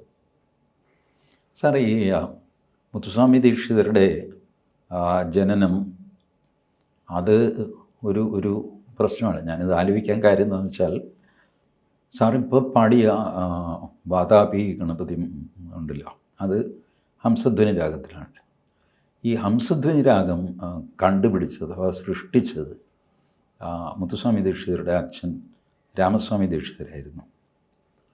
പിന്നീടാണ് മുത്തുസ്വാമി ദീക്ഷിതർ ഈ രാഗത്തിൽ സെറ്റ് ചെയ്യുന്നത്. അത് അച്ഛനെ കൊടുക്കാൻ പറ്റിയ ഏറ്റവും വലിയൊരു ദക്ഷിണയല്ലേ? അതെ, തീർച്ചയായിട്ടും. എന്നാലും കുറേക്കാലം ഈ വാതാപി ഗണപതി എന്നുള്ള കൃതി അറിയപ്പെടാതെയൊക്കെ കിടന്നിരുന്നു. നമ്മുടെ 20-ാം നൂറ്റാണ്ടിൻ്റെ തുടക്കത്തിലോ മറ്റോ ആണ് അത് ആരോ കണ്ടെടുക്കുകയും പിന്നെയും അച്ചടിച്ച് കിട്ടാൻ ഒരുപാട് താമസിച്ചു. അത് പോപ്പുലറാകാൻ പിന്നെ താമസിച്ചു. ഒരിക്കൽ പോപ്പുലറായി കഴിഞ്ഞപ്പോൾ അത് കാട്ടുതീ പോലെ പടർന്നു. പക്ഷെ അപ്പോഴത്തേക്ക് രാമസ്വാമി ദീക്ഷിതരില്ല, മുത്തുസ്വാമി ദീക്ഷിതരില്ല. ഇത് ഇത്രയധികം പാട്ടുകാർ പാടുന്നത് അവർ കേട്ടിട്ട് പോലുമില്ല, ഒരു പക്ഷേ സങ്കല്പിച്ചും കാണില്ല. ബട്ട് അവർ വാതാപി ഗണപതി എന്നുള്ള ഹംസധ്വനി രാഗത്തിലുള്ള കീർത്തനം ഒരു ബീജമായിട്ടെടുത്താൽ അതിപ്പോൾ അസാമാന്യമായ വലിപ്പമുള്ള വടവൃക്ഷമായിട്ട് കർണാടക സംഗീതത്തിലെ ഏറ്റവും പ്രസിദ്ധമായ കൃതി ഏതാണെന്ന് ചോദിച്ചാൽ ഒരു സംശയമില്ലാതെ പറയാം, വാതാപി ഗണപതി. രാമസ്വാമി ദീക്ഷിതർ അന്ന് ഒരുപാട് കഷ്ടപ്പാടുകൾ അനുഭവിച്ചു. അന്നത്തെ സാമൂഹ്യ ജീവിതം വലിയ പ്രശ്നമായിരുന്നു. രാമസ്വാമി ദീക്ഷിതരും ഭാര്യ സുബ്ബമ്മാൾ അവർ ഗ്രാമത്തിൽ നിന്ന് ഗ്രാമത്തിലേക്ക്, ചെറിയ പട്ടണങ്ങളിൽ നിന്ന് പട്ടണത്തിലേക്ക്. അന്നത്തെ സ്ഥിതി വളരെ മോശമായി. വിജയനഗര സാമ്രാജ്യത്തിൻ്റെ അധപതനം, ഈസ്റ്റ് ഇന്ത്യ കമ്പനിയുടെ കടന്നുകയറ്റം, ആർക്കോട്ട് നവാബിൻ്റെ തോന്നിവാസങ്ങൾ, അവിടെ ഉണ്ടായിരുന്ന ലോക്കൽ രാജാവാണെങ്കിൽ ഈസ്റ്റ് ഇന്ത്യ കമ്പനിക്ക് കപ്പം കൊടുത്തിട്ട് ഞാൻ സുഖമായിട്ട് ജീവിച്ചോളാം എന്ന് പറഞ്ഞ അങ്ങേര്. ഇതിനിടയ്ക്ക് ഹൈദരാലിയുടെയും ടിപ്പു സുൽത്താൻ്റെ ആക്രമണങ്ങൾ, മതപരിവർത്തനം, മർദ്ദനം, പട്ടിണി, ഇങ്ങനെ ഇവർ നാടുതോറും ചുറ്റിക്കൊണ്ടിരുന്നു. രാമസ്വാമി ദീക്ഷിതർക്ക് 40 വയസ്സായിട്ടും മക്കളില്ല. അപ്പോൾ അന്നത്തെ കണക്ക് വെച്ചിട്ട് 40 വയസ്സ് എന്ന് പറഞ്ഞാൽ വൃദ്ധാവസ്ഥയാണ്. ഷഷ്ടി പൂർത്തി എന്നൊക്കെ പറഞ്ഞാൽ 60 വയസ്സായി കഴിഞ്ഞാൽ 60 വയസ്സായി ഇയാൾക്ക്, മരിക്കാതെ ഇവിടം വരെ എത്തി എന്നുള്ള, അങ്ങനെയാണ് ഷഷ്ടി പൂർത്തികൾ. അപ്പോൾ 40 എന്ന് പറഞ്ഞാൽ 3/4 ജീവിതം കഴിഞ്ഞു, മക്കളൊട്ടും ഉണ്ടായിട്ടുമില്ല. അപ്പോൾ അങ്ങനെ എന്ത് ചെയ്യും എന്നൊക്കെ പറഞ്ഞിട്ടാണ് ഈ തിരുവാറൂർ വൈത്തീശ്വരൻ കോവിലിൽ ഇവർ ഒരു മണ്ഡലകാലം 41 ദിവസം ഭജനമിരിക്കുന്നു. 41-ാം ദിവസം ഇവർക്ക് ദേവി പ്രത്യക്ഷപ്പെട്ടിട്ട് ഒരു മുത്തുമാല കൊടുക്കുന്നു. താമസിയാതെ നിങ്ങൾക്ക് കുട്ടി ഉണ്ടാകുമെന്ന് പറയുന്നത്, ഇങ്ങനെ ഒരു സ്വപ്നദർശനം പോലെ രാമസ്വാമിക്ക് തോന്നി. ആ പറഞ്ഞ പോലെ തന്നെ, അല്ലെങ്കിൽ സ്വപ്നം കണ്ട പോലെ തന്നെ സംഭവിച്ചു. അങ്ങനെ ജനിച്ച കുട്ടിക്ക് അവർ മുത്തുസ്വാമി എന്ന് പേര് കൊടുത്തു. അപ്പോൾ മുത്തുകുമാരൻ്റെ അനുഗ്രഹം കൊണ്ടുണ്ടായ കുട്ടി എന്നും മറ്റേ മുത്തുമാല കൊടുത്തതിൻ്റെ ഓർമ്മയ്ക്ക് എന്നും ഒക്കെ പറഞ്ഞ് മുത്തുസ്വാമി ദീക്ഷിതർ എന്ന് പറയുന്നു. സാറ് ഈ പറഞ്ഞ കൃതിയിൽ എഴുതിയിരിക്കുന്ന മുത്തുസ്വാമി, അതും ആ ലോജിക്ക് വെച്ച് നോക്കിയാൽ ശരിയാണ്. അന്ന് മുത്തുസ്വാമി എന്ന് വിളിച്ചു കാണാം. എന്തുവായിക്കോട്ടെ, വ്യാപകമായ പേര് മുത്തുസ്വാമി എന്നാണ്. അങ്ങനെ ജനിച്ച കുട്ടിയാണ് മുത്തുസ്വാമി. ഈ തിരുവാറൂർ ക്ഷേത്രത്തിൽ സംഗീത നൃത്ത ചട്ടങ്ങൾ, ചിട്ടകൾ, ഇതെല്ലാം രൂപപ്പെടുത്തിയത് രാമസ്വാമി ദീക്ഷിതരാണ്. അത് ഇന്നും അവിടെ പരിപാലിച്ചു പോരുന്നുണ്ട്. ഏത് നേരത്ത് ഏത് രാഗം നാദസ്വരത്തിൽ വായിക്കണം, നൃത്തമണ്ഡപത്തിൽ ഏത് നൃത്തമായിരിക്കണം, ഇതൊക്കെ രാമസ്വാമി ദീക്ഷിതർ ചിട്ടപ്പെടുത്തിയതാണ്. അദ്ദേഹത്തിൻ്റെ ഏറ്റവും വലിയ സംഭാവന, ഒരുപക്ഷെ മഹാത്ഭുതം എന്ന് പറയാവുന്നത്, അഷ്ടോത്തര ശത രാഗതാളമാലിക, അതായത് 108 രാഗങ്ങളും താളങ്ങളും അടങ്ങിയിരിക്കുന്ന മഹാകൃതി. അതിൽ കുറച്ചെണ്ണമൊക്കെ നഷ്ടപ്പെട്ടു പോയി. ഇപ്പോൾ എത്ര എണ്ണം ഉണ്ടാവും സാർ? ഇപ്പോൾ 64 എണ്ണം ആണ് ലഭ്യമായിട്ടുള്ളത്. 64, ബാക്കി നഷ്ടപ്പെട്ടു പോയി. എത്ര വലിയ നഷ്ടമാണ്. 108 രാഗങ്ങളിൽ നിന്ന് വെറും 64 മാത്രമേ കയ്യിലുള്ളൂ എന്ന് വെച്ചാൽ ഒരുപാട് അറിവുകൾ അങ്ങനെ നമുക്ക് നഷ്ടപ്പെട്ടു പോയി. അങ്ങനത്തെ മഹത്തായ ഒരു ജീവിതം നയിച്ച, കഷ്ടപ്പാടിനുള്ളിലും മഹത്തായ ഒരു ജീവിതം നയിച്ച ആളായിരുന്നു മുത്തുസ്വാമി ദീക്ഷിതരുടെ അച്ഛൻ. സംസ്കൃത ഭാഷയൊക്കെ നന്നായിട്ടറിയാം. സംസ്കൃത ഭാഷ, വ്യാകരണം, പിന്നെ ഈ കാവ്യ നാടക അലങ്കാരങ്ങൾ, പുരാണങ്ങൾ, വേദ ഇതിഹാസങ്ങൾ, ഇതെല്ലാം മകനെ പഠിപ്പിക്കുകയും ചെയ്തിരുന്നു. അതിൻ്റെ സംഗതി എന്താണെന്ന് വെച്ചാൽ, അന്നത്തെ സാമൂഹ്യ അന്തരീക്ഷം വളരെ മോശമായിരുന്നു. നേരത്തെ പറഞ്ഞ പോലെ ആ ദുരിതത്തിനിടയ്ക്കാണ് രാമസ്വാമി ദീക്ഷിതർ മകനെ ഇതെല്ലാം പഠിപ്പിക്കുന്നതൊക്കെ. ശരിക്കും നമ്മളിപ്പോൾ ത്യാഗപൂർണമായ ജീവിതം എന്നൊക്കെ പറയുന്നത് വളരെ ഉപരിപ്ലവമായ ഒരു പറച്ചിലാണ്. ഇതുമായിട്ട് കമ്പയർ ചെയ്താൽ ഒന്നുമല്ല. ഇതിനുള്ളിലും ഈ ഭാരതത്തിൻ്റെ ആധ്യാത്മികതയുടെ ഒരു ശക്തി, ഒരു തിരി കെടാതെ ഈ കൊടുങ്കാറ്റിൽ കൊണ്ടു നടക്കുക എന്ന് പറയുന്നത്, എന്നിട്ട് ആ തിരിയിൽ നിന്ന് വീണ്ടും അങ്ങനെ കത്തി പടർന്ന രാമസ്വാമിയുടെ ഒന്നും മഹത്വം പാടാൻ ആരുമില്ല. അദ്ദേഹത്തിൻ്റെ പേരിൽ അവാർഡുണ്ടോ എന്ന് പോലും എനിക്ക് സംശയമാണ്. ആരും ഓർക്കാതെ പോകുന്നു. അങ്ങനെ എത്രയോ പേര്, ഒരു രാമസ്വാമി മാത്രമല്ല, ഭാരതം നിറയെ ഇതുപോലത്തെ രാമസ്വാമിമാരാണ് ഉണ്ടായിരുന്നത്. അപ്പോൾ അതിൽ ഒരു മുത്തുസ്വാമിയെയാണ് നമ്മളിന്ന് സ്മരിക്കുന്നത്. അങ്ങനെ സ്മരിക്കാനൊരു അവസരം കിട്ടുക എന്ന് പറയുന്നത് തന്നെ ഭാഗ്യമാണ്. ഈ പ്രകാശ ഗോപുരങ്ങളുടെയൊക്കെ അടുത്തേക്ക് എത്താനുള്ള യോഗ്യതയൊന്നും നമുക്കില്ല. എന്നിട്ടും നമ്മളൊരു ധൈര്യത്തിൽ അത് അംഗീകരിക്കുകയാണ്. അതെ. അങ്ങനെ മുത്തുസ്വാമിയുടെ ചെറുപ്പം, എന്താണെങ്കിലും സാർ, സാമ്പത്തികം ഇല്ലാതെ ഒരു ജീവിതം മുന്നോട്ട് പോവില്ല. അപ്പോൾ സംഗീതജ്ഞർക്കൊക്കെ എന്ത് വരുമാനം? പിൽക്കാലത്താണ് കച്ചേരിക്ക് വരുമാനം അമ്പലപ്പറമ്പിൽ നിന്ന് കിട്ടും എന്നൊക്കെയുള്ള, അതും വളരെ തുച്ഛമാണ്. അത് ദക്ഷിണാമൂർത്തി സ്വാമിയൊക്കെ അദ്ദേഹത്തിൻ്റെ പല വീഡിയോസിലും പറയുന്നു, അന്ന് കിട്ടുന്ന നിസ്സാര സംഗതിയായിരുന്നു. അപ്പോൾ അതിലും പുറകിലാണ് ഇവരുടെയൊക്കെ കഥ. അപ്പോൾ ആരാണ് ഇവരെ പരിപാലിച്ചുകൊണ്ടിരുന്നത്? അന്നത്തെ ധനാഢ്യരായ പണക്കാരായ ആളുകൾ. പണക്കാരിതെല്ലാം ചെയ്യും. അവർ അമ്പലം പണിയും, ഈ സംഗീതക്കാരെ നോക്കും, അവർക്ക് ഭക്ഷണം കൊടുക്കും, എന്തെങ്കിലും അടുത്തൂണൊക്കെ കൊടുക്കും. ഒരു പ്രോഗ്രാമും ഇല്ലെങ്കിലും ശരി, എൻ്റെ മകൻ്റെ പൂണൂൽ കല്യാണത്തിന് ആയിക്കോട്ടെ ഒരു കച്ചേരി, അതിന് സമ്മാനം എന്നൊക്കെ പറഞ്ഞു. ഇപ്പോഴും സ്പോൺസർമാർ തന്നെയാണ് ഇവർ കൊണ്ട് നടക്കുന്നില്ല. അന്ന് സ്പോൺസർ എന്നുള്ള വാക്കുണ്ടായിരുന്നില്ല എന്നേ ഉള്ളൂ. അങ്ങനെ ഒരു സ്പോൺസർ എന്താ പറയുക, ഒരു സംരക്ഷകൻ, അതായിരുന്നു മണലി മുത്തുസ്വാമി മുതലി, മുത്തുകൃഷ്ണ മുതലി. ഈ മണലി മുത്തുകൃഷ്ണ മുതലി ഒരു ദ്വിഭാഷിയായിരുന്നു, ട്രാൻസ്ലേറ്റർ, ദുഭാഷ് എന്നാണ് പറഞ്ഞുകൊണ്ടിരുന്നത്. അപ്പോൾ ഇദ്ദേഹം ഈ French East India company, English East India company, ഇവരുമൊക്കെ ആയിട്ട് ട്രാൻസ്ലേഷൻ വഴി തദ്ദേശീയരുമായിട്ട് കമ്മ്യൂണിക്കേറ്റ് ചെയ്യാൻ അതിന് ഇഷ്ടം പോലെ കാശ് കിട്ടും. East India company, 2 east India കമ്പനികളിൽ നിന്നും ഇഷ്ടം പോലെ കാശ് കിട്ടും. അപ്പോൾ ഇത് അങ്ങനെ ഒരു നല്ല പൈസയൊന്നും അല്ല എന്ന് മുത്തുകൃഷ്ണ മുതലിക്ക് അറിയാം. ബട്ട് ഇഷ്ടം പോലെ പോയി. അപ്പോൾ സൽക്കർമ്മങ്ങൾ അങ്ങനെ അദ്ദേഹത്തിൻ്റെ പേട്രണേജിലേക്ക് രാമസ്വാമി ദീക്ഷിതരും മുത്തുസ്വാമി ദീക്ഷിതരും മദ്രാസിലേക്ക് ജീവിതം പറിച്ചു നടന്നു. അവിടെ വെച്ചാണ് ചരിത്ര നിയോഗം പോലെ ചിദംബരനാഥ യോഗി എന്ന മഹാനെ മുത്തുസ്വാമി ദീക്ഷിതർ കണ്ടുമുട്ടുന്നത്. അഥവാ അദ്ദേഹവും അവിടെ എത്തിച്ചേരുന്നു. അദ്ദേഹം അവിടെ നിന്ന് പിന്നെ കാശിക്കാണ് പോകുന്നത്. ഞാൻ ഈ cutting the long story short എന്ന് പറയുക, അധികം ഡീറ്റെയിൽസിലേക്ക് പോകാതെ ഞാൻ സംക്ഷിപ്തമായിട്ട് പറയുകയാണ്. ചിദംബരനാഥ യോഗി കാശിക്ക് പോകുന്നു, ഞാനും വരുന്നു എന്ന് മുത്തുസ്വാമി ദീക്ഷിതർ. നടന്നാണ് പോകാൻ. അന്ന് നടപ്പല്ലാതെ വരെ മാർഗ്ഗമില്ല. അത്യാവശ്യം നദി കടക്കാനൊക്കെ വള്ളം ഉപയോഗിക്കാം, ബാക്കി നടപ്പ് തന്നെ. വന്യമൃഗങ്ങൾ, കൊള്ളക്കാർ, ഇതൊക്കെയുള്ളൂ.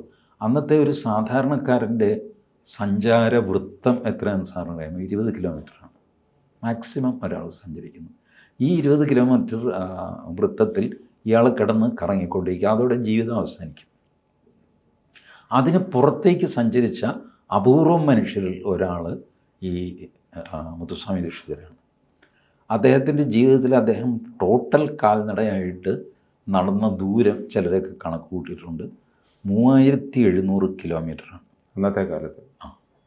നമുക്ക് സങ്കല്പിക്കാൻ പറ്റും 3700 കിലോമീറ്റർ നടക്കുക എന്നുള്ളത് ഒരു ജീവിതകാലത്തിനിടയ്ക്ക്. എന്നാലും ഇത്രയും ദൂരം മദ്രാസിൽ നിന്ന്, ഇന്നത്തെ ചെന്നൈയിൽ നിന്ന് അന്നത്തെ വാരാണസിയിലേക്ക്, കാശിയിലേക്ക് നടക്കുക. കാശിയിലേക്ക് പോയി കഴിഞ്ഞാൽ പിന്നെ തിരിച്ചു വരവില്ല. അതുകൊണ്ട് തമിഴിൽ കടൈശി കാശിതാൻ എന്നൊരു ചൊല്ല് തന്നെയുണ്ട്. ശരി, പോയാൽ കഴിഞ്ഞു, പിന്നെ തിരിച്ചു വരവില്ല.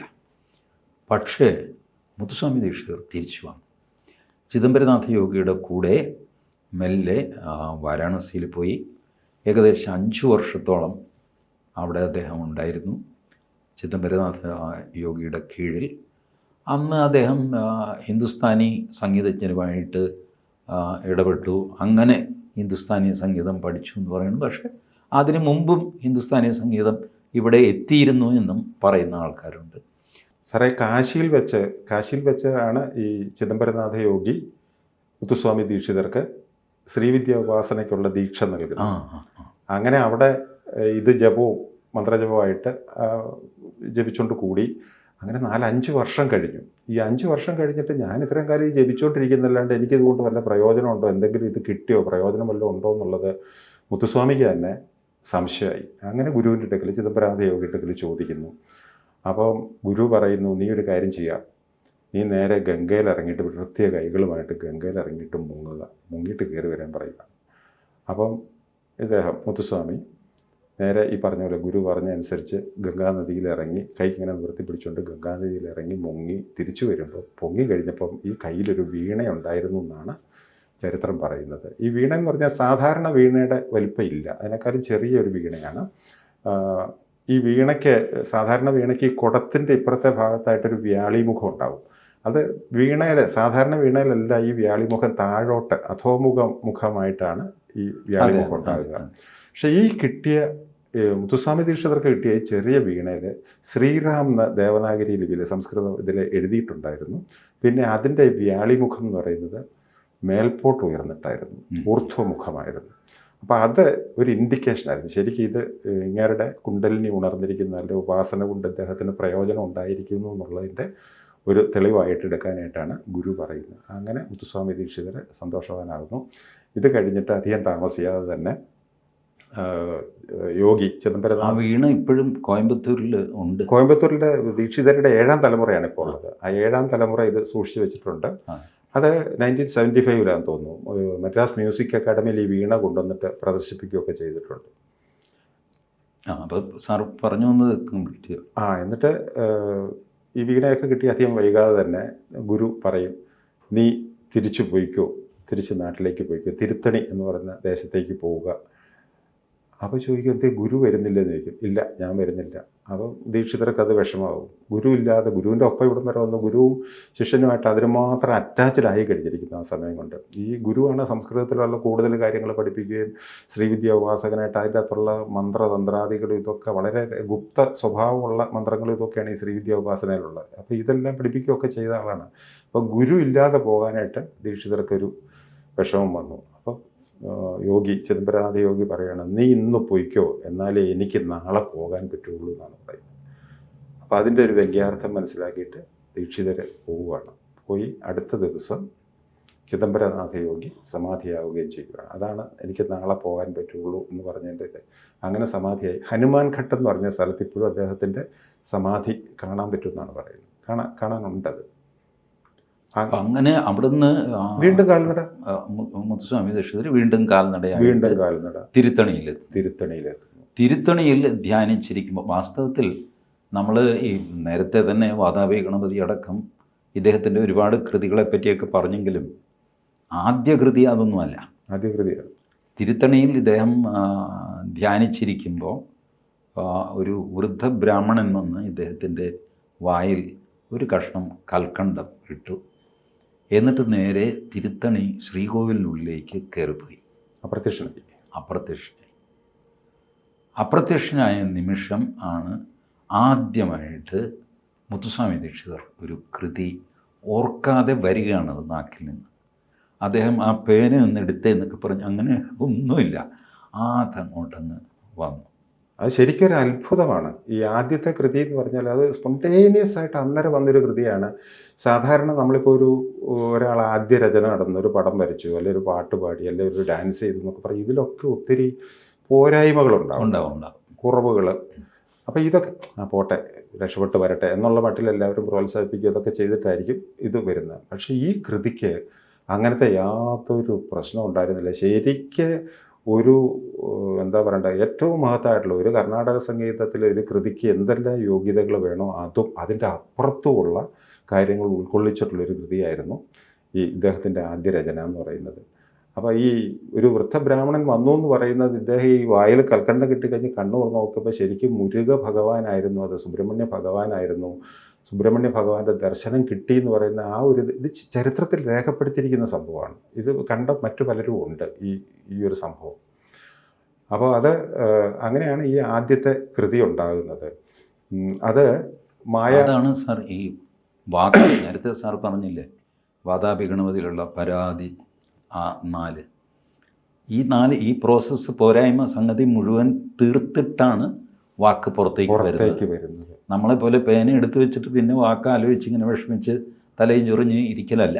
ഈ പ്രോസസ്സെല്ലാം കഴിഞ്ഞിട്ട് പുറത്തേക്ക് ആയിട്ട് വന്നിരിക്കുന്ന ഒരു കൃതിയാണത്. ശ്രീനാഥാദി ഗുരുഗുഹോ ജയതി ജയതി ശ്രീനാഥാദി ഗുരുഗുഹോ ജയതി ജയതി. മായാമാളവ ഗൗള രാഗത്തിലാണ്. അതായത് സംഗീത വിദ്യാർത്ഥികളെല്ലാം ആദ്യം പഠിക്കുന്ന രാഗമാണ് മായാമാളവ ഗൗള. ആദ്യ താളത്തിലാണ്. ഇത് രണ്ടുമാണ് വിദ്യാർത്ഥികൾ ആദ്യം പഠിക്കുന്നത്. അപ്പോൾ ഈ 2 ഇതും കൂടെ ചേർന്നിട്ട് വരുന്ന ഇത്. അത് തന്നെയല്ല, ഇതിലെ സപ്തസ്വരങ്ങൾ സരിഗമ പദനിസ നീതപ മകരിസ, ഈ 7 സ്വരങ്ങളും ഈ ആദ്യത്തെ വരികളിൽ തന്നെ കൊണ്ടുവന്നിട്ടുണ്ട്. അതിൽ തന്നെ 1ാം കാലം, 2ാം കാലം, 3ാം കാലം, ഈ 3 കാലത്തിലും വരത്തക്ക രീതിയിലാണ് ഇത് ചിട്ടപ്പെടുത്തിയിരിക്കുന്നത്. ശ്രീനാഥാദി ഗുരുഗുഹോ ജയതി ജയതി സരി ഗമ പധനി സ നിധപ മഗരി സ. ശരിക്കൊരു അത്ഭുതമായിട്ട് ആദ്യത്തെ കൃതിയാണ്. പിന്നെ ഇത് കഴിഞ്ഞെങ്കിൽ വന്നു കഴിഞ്ഞാൽ ഇതിൻ്റെ അകത്ത് ചിദാനന്ദനാഥോഹമിതി സന്തതം ഹൃദിനി ഭജ ശ്രീ ജണ്ഡസ്വര പ്രയോഗങ്ങൾ, ഇത് കഴിഞ്ഞിട്ട് ജണ്ഡസ്വര പ്രയോഗങ്ങൾ വരുന്നുണ്ട്, വരിശ പ്രയോഗങ്ങൾ, ഇതെല്ലാം കൂടെ ചേർത്തിട്ട് പിന്നെ പല്ലവി അനുപല്ലവിയൊക്കെ വരുമ്പോഴത്തേക്കും അവിടെ നിന്നാണ് ഇങ്ങേരുടെ ആ ഒരു കൃതികളുടെ മാഹാത്മ്യം ജനം തിരിച്ചറിയുന്നത്. ഇതിൻ്റെ അകത്ത് ഈ പറയുന്ന ക്ഷേത്രത്തിൻ്റെ ഐതിഹ്യം വരുന്നുണ്ട്, സ്ഥലപുരാണങ്ങൾ വരുന്നുണ്ട്, നാട്ടിൻ്റെ ആ പേര് മായാമാളവ ഗൗള എന്ന് പറയുന്ന രാഗമുദ്ര വരുന്നുണ്ട്, മായാമാളവ ഗൗള ദേശാധി എന്നൊക്കെ പറഞ്ഞിട്ട് വരുന്നുണ്ട്, അവിടുത്തെ രാജാവിൻ്റെ ഇത് പേര് വരുന്നുണ്ട്. ഇങ്ങനെ ഇതെല്ലാം കൂടെ ചേർത്തിട്ട് വന്ന ശരിക്കും ഒരു അത്ഭുതമായിട്ടൊരു കൃതിയായിരുന്നു ഈ മുരുകസ്തുതി തന്നെയാണ് അതിൽ ശ്രീനാഥ എന്ന് പറയുന്ന ഈ ചിദംബരനാഥ യോഗിയുടെ ദീക്ഷ സ്വീകരിക്കുമ്പോഴുള്ള ദീക്ഷാനാമമാണ് ശ്രീനാഥ എന്ന് പറയുന്നത്. മുത്തുസ്വാമിയുടെ എന്ന് പറയുന്ന ശ്രീനാഥാദി ഗുരുഗുഹോ, ആ ഗുരുഗുഹ ചിദാനന്ദനാഥോ, ചിദാനന്ദ എന്ന് പറയുന്നതാണ് ഇദ്ദേഹത്തിൻ്റെ ദീക്ഷിതരുടെ ദീക്ഷാനാമം എന്ന് പറഞ്ഞാൽ. അതും ഇതിൻ്റെ അകത്ത് കൊണ്ടുവന്നിട്ടുണ്ട്, രാഗമുദ്ര ഇതെല്ലാം. പിന്നെ സാറ് ശ്രദ്ധിച്ചിട്ടുണ്ടോ എന്നുള്ള അറിയില്ല, ഈ കർണാടക സംഗീതത്തിൽ വരുന്ന എല്ലാ കൃതികൾക്കും പൊതുവേ ഉള്ളൊരു പ്രത്യേകതയുണ്ട്. പൊതുവെ അതില്ലാത്ത ഞാനും ചെക്ക് ചെയ്ത് നോക്കിയിട്ട് കണ്ടിട്ടില്ല. അതായത് പല്ലവിയുടെ ആദ്യത്തെ സെക്ഷൻ പല്ലവിയുടെ രണ്ടാമത്തെ അക്ഷരം ശ്രീനാഥ ആ, അത് കഴിഞ്ഞിട്ട് അനുപല്ലവി വരുമ്പോൾ അതിലെ രണ്ടാമത്തെ അക്ഷരം, അത് രണ്ടും ഒരുപോലെ ആയിരിക്കണം ഏത് കൃതി എടുത്ത് നോക്കിക്കഴിഞ്ഞാലും. എന്നെനിക്ക് ഉറപ്പ് പറയാൻ പറ്റില്ല, ഞാൻ നോക്കിയ എല്ലാ കൃതികളിലും ഇങ്ങനൊരു സ്വഭാവം കാണുന്നുണ്ട്. പൊതുവെ ചില വിദ്വാൻമാർ ഇങ്ങനെ പറഞ്ഞിട്ടുണ്ട്, ഈ കർണാടക സംഗീതത്തിലെ കൃതികളുടെ ഏറ്റവും വലിയൊരു സവിശേഷത ഒരു അലിഖിത നിയമം പോലെയാണ് അത് പറയുന്നത്. അതും ഇതിൻ്റെ അകത്ത് വന്നിട്ടുണ്ട്. ഇതിലൊക്കെ രസകരമായിട്ടുള്ള വേറൊരു കാര്യങ്ങളുണ്ട്, അത് ഇദ്ദേഹത്തിൻ്റെ കൃതികളിലാണ് കൂടുതലായിട്ട് കണ്ടിരിക്കുന്നത്. പാലിൻഡ്രോം എന്ന് പറഞ്ഞൊരു രീതി ഉണ്ടല്ലോ, അതായത് ഇടത്തുനിന്ന് വലത്തോട്ട് വായിച്ചാലും വലത്തുനിന്ന് ഇടത്തോട്ട് വായിച്ചാലും ഒരേപോലെ ഇരിക്കും. നമ്മുടെ മലയാളം ഇംഗ്ലീഷ് ഭാഷയിൽ MALAYALAM MALAYALAM ആ പറയുന്ന സാധനം ഒത്തിരി വാക്കുകളുണ്ട്. അങ്ങനെ ഇദ്ദേഹത്തിൻ്റെ കൃതികളിൽ മിക്കവാറും ചരണസ്വരങ്ങൾ അങ്ങനെയായിരിക്കും ചിട്ടപ്പെടുത്തിയിരിക്കുന്നത്. ഒത്തിരി കൃതികളിലുണ്ട് അങ്ങനെ. അത് സാഹിത്യമല്ല, അതിൻ്റെ സ്വരങ്ങൾ നോക്കിക്കഴിഞ്ഞാൽ എങ്ങനെയാണ് ഇത് അറേഞ്ച് ചെയ്തിരിക്കുന്നത്, അവിടെ മധ്യത്തിൽ വന്നിട്ട് പിന്നെ അത് റിവേഴ്സ് ഓർഡറിൽ പോകും. അങ്ങനെ പാലിൻഡ്രോം എന്ന് പറയുന്ന രീതിയിൽ അതും ഒരു വലിയ അത്ഭുതം. ശരിക്ക് ചിന്തിച്ചിട്ട് വേണം ഇങ്ങനെയൊക്കെ ഉണ്ടാകാനായിട്ട്. അതൊക്കെ തൊഴുത് നമസ്കരിച്ച് ആസ്വദിക്കാനേ പറ്റുള്ളൂ എന്നുള്ളതാണ് ദീക്ഷിതർ കൃതികളുടെ വേറൊരു സവിശേഷത എന്ന് പറയുന്നത്. അങ്ങനെ അവിടെ തന്നെ ഇവിടെ തിരുത്തണിയിൽ തന്നെ താമസിച്ചുകൊണ്ട് കുറേ കാലം കൂടെ താമസിച്ചു. അങ്ങനെ വീണ്ടും ഒരു എട്ട് കൃതിയാന്ന് തോന്നുന്നു, 8 കൃതിയും കൂടെ മുരുകനെ സ്തുതിച്ചുകൊണ്ട് വരുന്നുണ്ട്.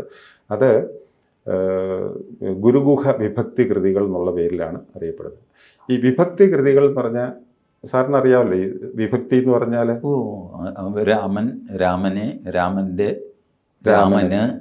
രാമനാൽ കൊണ്ട് പിന്നെ രാമനായി സംബോധന, അങ്ങനെ സംബോധന വിഭക്തിയുണ്ട്. പിന്നെ പ്രഥമ, ദ്വിതീയ, തൃതീയ, ചതുർത്ഥ അങ്ങനെ പറഞ്ഞിട്ടുള്ള വിഭക്തികൾ 8 വിഭക്തിയാണ് ഉള്ളത്. അപ്പം ഈ ഓരോ വിഭക്തി വെച്ചിട്ടും അദ്ദേഹം കൃതികൾ രചിച്ചിട്ടുണ്ട്. അത് വിഭക്തി കൃതികൾ എന്ന് പറഞ്ഞൊരു സെക്ഷൻ തന്നെയുണ്ട്, ഓരോ വിഭക്തി ഗ്രൂപ്പായിട്ട് തന്നെയാണ്. അപ്പം ഇങ്ങേരുടെ സുബ്രഹ്മണ്യൻ്റെ വിഭക്തി കൃതികൾ, ഗുരുഗുഹ വിഭക്തി കൃതികൾ, പിന്നെ കമലാംബ വിഭക്തി കൃതികളുണ്ട്, നീലോൽപലാംബ വിഭക്തി കൃതികൾ, ത്യാഗരാജ വിഭക്തി കൃതികൾ. ഇത് ഇന്റർനെറ്റിൽ കണ്ടു സാർ, ഞാൻ ആ പോർഷൻ അങ്ങോട്ട് വിട്ടു. കാരണം അത് വലിയ അല്ല, അത് ഫോളോ ചെയ്യാന്ന് പറഞ്ഞാൽ കുറച്ച് ബുദ്ധിമുട്ടാണ്. ഫോളോ ചെയ്തത് മനസ്സിലാക്കാനായിട്ട് തന്നെ നമ്മളൊരു വേറെങ്ങും അവതരിപ്പിക്കാനോ ഇതൊന്നുമല്ല, അത് ശരിക്കും മനസ്സിലാക്കി ഒന്ന് ആസ്വദിക്കാമെന്ന് വിചാരിച്ചാൽ തന്നെ തല പുകയുന്ന കേസാണ്. ഇത് ഇത്രയും കാലം 2.5 നൂറ്റാണ്ട് കഴിഞ്ഞിട്ട് നമ്മൾ ഇതിലൊന്ന് തൊടാൻ നോക്കുമ്പോഴാണ് അതിൻ്റെ ബുദ്ധിമുട്ട് മനസ്സിലാക്കുന്നത്. ശരിക്കും ഇത് ഓരോന്നിത് എന്താ ശരിക്കും ഒരാളെ കുറ്റപ്പെടുത്തി പറയുകയല്ല, ത്യാഗരാജസ്വാമികളുടെ സംഗീതം എന്ന് പറഞ്ഞാൽ വിദ്വാൻമാർ പറഞ്ഞിരിക്കുന്നത് ത്യാഗരാജസ്വാമികളുടെ സംഗീതത്തിൻ്റെ മുന്തിരിപ്പഴം പോലെയാണ്. അത് പെട്ടെന്ന് തന്നെ നമുക്ക് വായിലിട്ട് നുണഞ്ഞ അതിൻ്റെ മാധുര്യം ഇതൊക്കെ അറിയാൻ പറ്റും. പക്ഷെ ദീക്ഷിതരുടെ സംഗീതം എന്ന് പറഞ്ഞാൽ നാളികേര പാകം എന്നാണ് പറയുന്നത്. അതായത് ഇതിൻ്റെ ചകിരിയൊക്കെ ഒന്ന് പൊതിച്ച് കളഞ്ഞ് ചിരട്ട പൊട്ടിച്ച് അതിനകത്തെ ഇളനീരും അതിൻ്റെ കാമ്പും ആസ്വദിക്കണം എന്നുണ്ടെങ്കിൽ, അതിൻ്റെ സ്വാദുമൊക്കെ ആസ്വദിക്കണം എന്നുണ്ടെങ്കിൽ കുറച്ച് കഷ്ടപ്പെട്ടേ പറ്റുള്ളൂ. ശ്രമകരമായിട്ടൊരു കാര്യമാണ്. അങ്ങനെ നാളികേര പാകം എന്നാണ് ദീക്ഷിതരുടെ കൃതികളെ വിശേഷിപ്പിക്കുന്നത്. ദീക്ഷിതരുടെ കൃതികളെല്ലാം സംസ്കൃതത്തിലും ആയിരുന്നല്ലോ. സംസ്കൃതത്തിൽ ചുരുക്കം ചില ഈ സാധനം മാത്രമേ ഇതിലുണ്ട്. മുന്തിരിങ്ങയുടെ സ്വഭാവം ഉള്ളതുകൊണ്ടാണോ എന്നെനിക്കറിയില്ല. ത്യാഗരാജ സ്വാമികൾ കുറെ കൂടെ പോപ്പുലറായി മുത്തുസ്വാമി ദീക്ഷിതർ. അത് ഈ പറഞ്ഞ പോലെ അതിന് ഒരു കാരണം ഈ ഭാഷയുമാകാം. ഭാഷയുണ്ട്, കാരണമുണ്ട്. പിന്നെ ത്യാഗരാജ സ്വാമികൾക്ക് ഇഷ്ടം പോലെ ശിഷ്യരുണ്ടായിരുന്നു.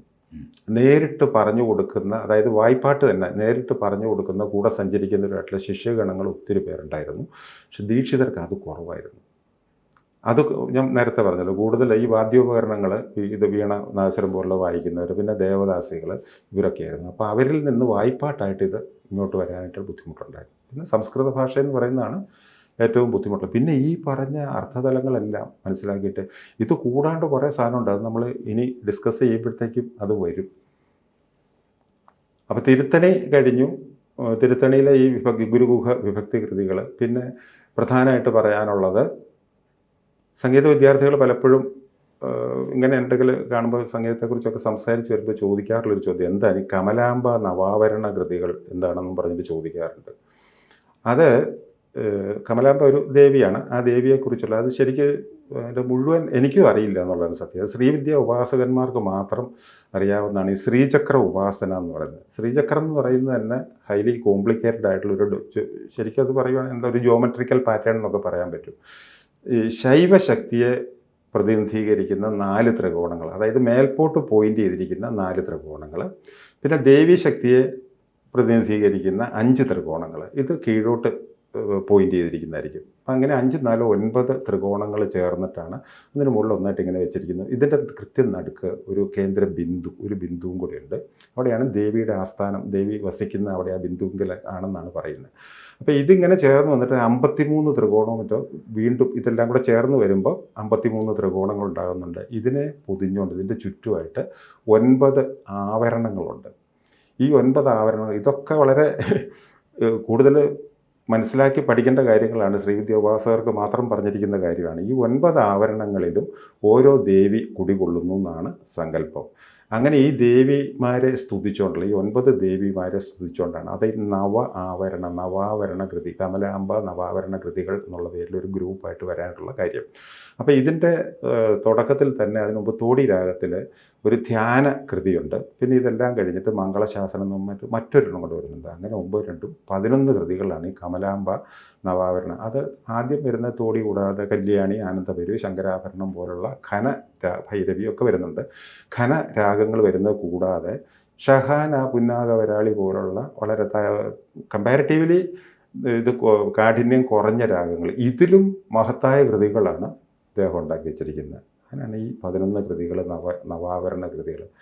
കമലാംബ ഭജര എന്ന് പറയുന്നതാണ് കല്യാണി രാഗത്തിലുള്ള. അങ്ങനെ എല്ലാം മിക്കവാറും എല്ലാം കമലാംബ എന്നുള്ള പേരിൽ തന്നെയാണ് തുടങ്ങിയിരിക്കുന്നത്. അതിനെക്കുറിച്ച് കൂടുതൽ പറയാൻ പറ്റില്ല. കമലാംബ ഭജര, ഞാനിത് യാദൃശ്ചികമായിട്ടാണ് സാർ ഈ കൃതി കേൾക്കുന്നത്.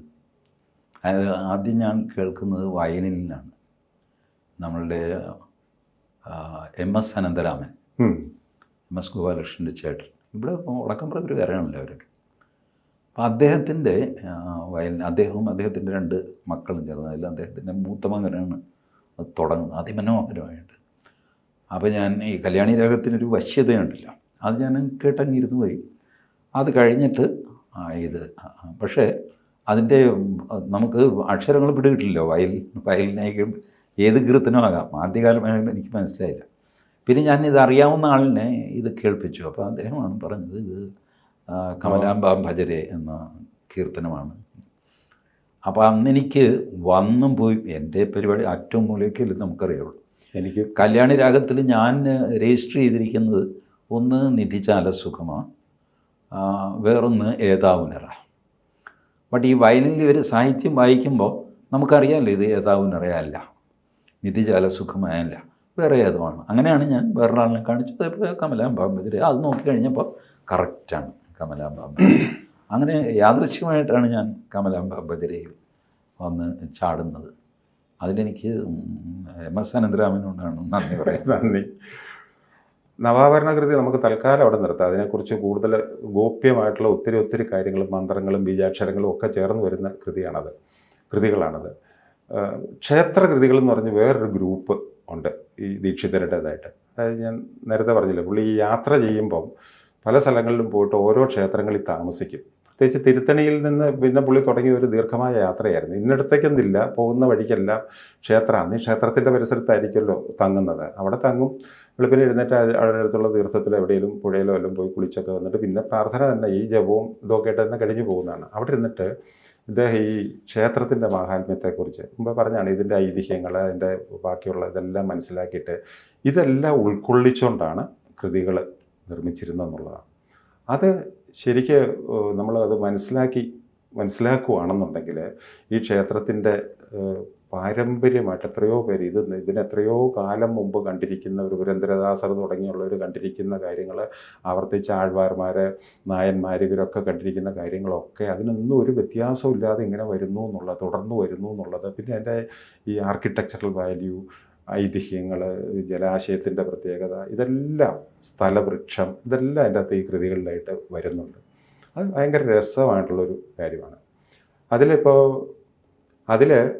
ഒരു ചെറിയ ചെറിയ ഉദാഹരണങ്ങൾ നമുക്ക് എടുത്തു നോക്കാം. കല്യാണി രാഗത്തിൽ വൈത്തീശ്വരൻ കോവിൽ എന്നൊക്കെ പറയുന്ന തമിഴ്നാട്ടിലെ ഒരു പ്രധാനപ്പെട്ട അമ്പലമാണ് വൈത്തീശ്വരൻ കോവിൽ. അപ്പോൾ അവിടുത്തെ ദേവനെ, വൈത്തീശ്വരനെ പ്രകീർത്തിച്ചിട്ട് ആണ് അവിടുത്തെ കൃതികൾ. അത് തന്നെ ഒരു ഗ്രൂപ്പ് കൃതികളുണ്ട്. അതിൽ ഒരെണ്ണം അവിടുത്തെ ബാലാമ്പാൾ, അവിടുത്തെ ദേവി, അതൊരു ബാലികയായിട്ടാണ്, 6-7 വയസ്സുള്ള ഭക്തകൽപ്പലതികാം എന്നാണ് ദീക്ഷിതർ പ്രയോഗിച്ചിരിക്കുന്നത്. അങ്ങനെയുള്ളൊരു കൃതിയുണ്ട്.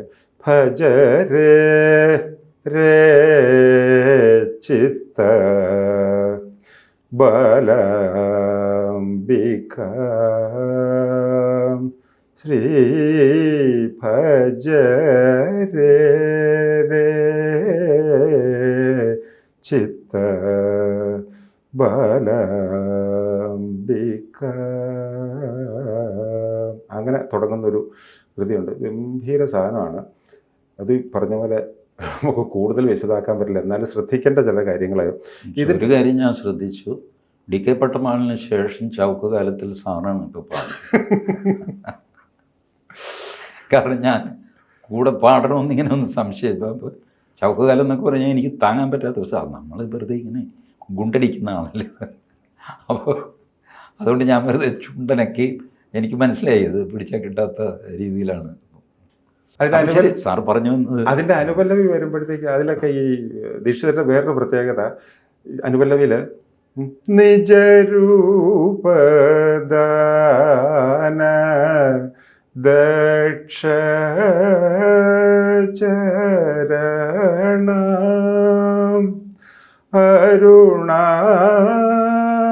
അരുണാം നിത്യ കല്യാണി എന്നാണ്.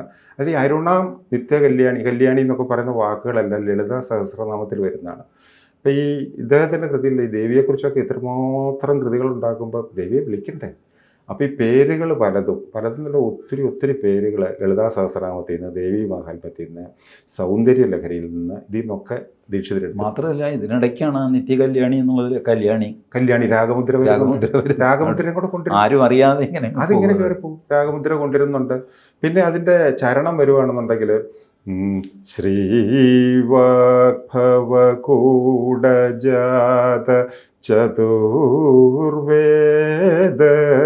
സ്വരൂപിണി ശൃംഗാരകാമരാജോത്ഭവ സകല വിശ്വവ്യാപിനി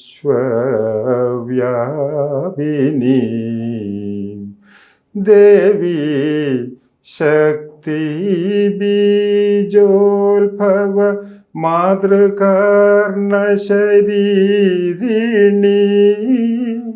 ദേവനുത ഭവരോഗഹര വൈദ്യപതി ഹൃദയ വിഹാരിണി. പറയാനാണെങ്കിൽ ഈ ഒത്തിരി പറയണ്ട സാറേ.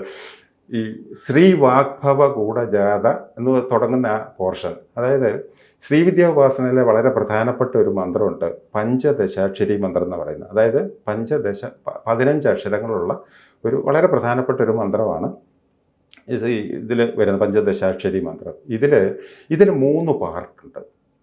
ഈ മന്ത്രത്തിന് തന്നെ അഞ്ചക്ഷരത്തിൻ്റെ ഒരു പാർട്ട്, പിന്നെ 6 അക്ഷരത്തിൻ്റെ, പിന്നെ 4 അക്ഷരത്തിൻ്റെ, 5, 6, 11, 4, 15 അക്ഷരം. ഈ ആദ്യത്തെ പാർട്ടിന് വാഗ്ഭവകൂടം എന്നാണ് പേര് പറയുന്നത്. 5 അക്ഷരമുള്ള ഭാഗത്തിന് വാഗ്ഭവകൂടം, 6 അക്ഷരമുള്ളത് കാമരാജകൂടം എന്നാണ് അതിൻ്റെ പേര്, പിന്നെ വരുന്ന 4 അക്ഷരം ശക്തികൂടം എന്ന് പറയും. അങ്ങനെ ഈ 4 കൂടത്തിനെ കൂടെ, ഇത് ഈ 4 അക്ഷരമുള്ള ശക്തികൂടം, ഈ 3 ഭാഗങ്ങളെ കൂടെ ചേർത്തിട്ടാണ് പുള്ളി ഈ സാധനം കമ്പോസ് ചെയ്തിരിക്കുന്നത്.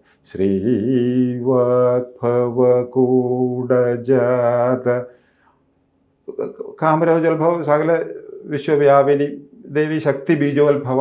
ഇതിൻ്റെ അകത്ത് വേറൊരു പ്രത്യേകത, ഈ ഇതിൻ്റെ സ്വരം ചിട്ടപ്പെടുത്തിയിരിക്കുന്നത് ഗ ഗ ഗ ഗാന്ധാര സ്വരത്തിലാണ് ഇതിൻ്റെ അകത്തെ പ്രധാന പോർഷൻസ് എല്ലാം ചിട്ടപ്പെടുത്തിയിരിക്കുന്നത്. ഗാന്ധാരത്തിന് അത്രമാത്രം പ്രാധാന്യം കൊടുത്തിട്ടാണ്. അതായത് ഈ വാഗ്ഭവകൂട എന്ന് പറയുന്ന ഈ ആദ്യത്തെ 5 അക്ഷരമുള്ള പാർട്ടിൻ്റെ അകത്തെ ആദ്യത്തെ മന്ത്രത്തിൻ്റെ ബീജാക്ഷരമാണ് ഈ ഗ എന്ന് പറയുന്നത്.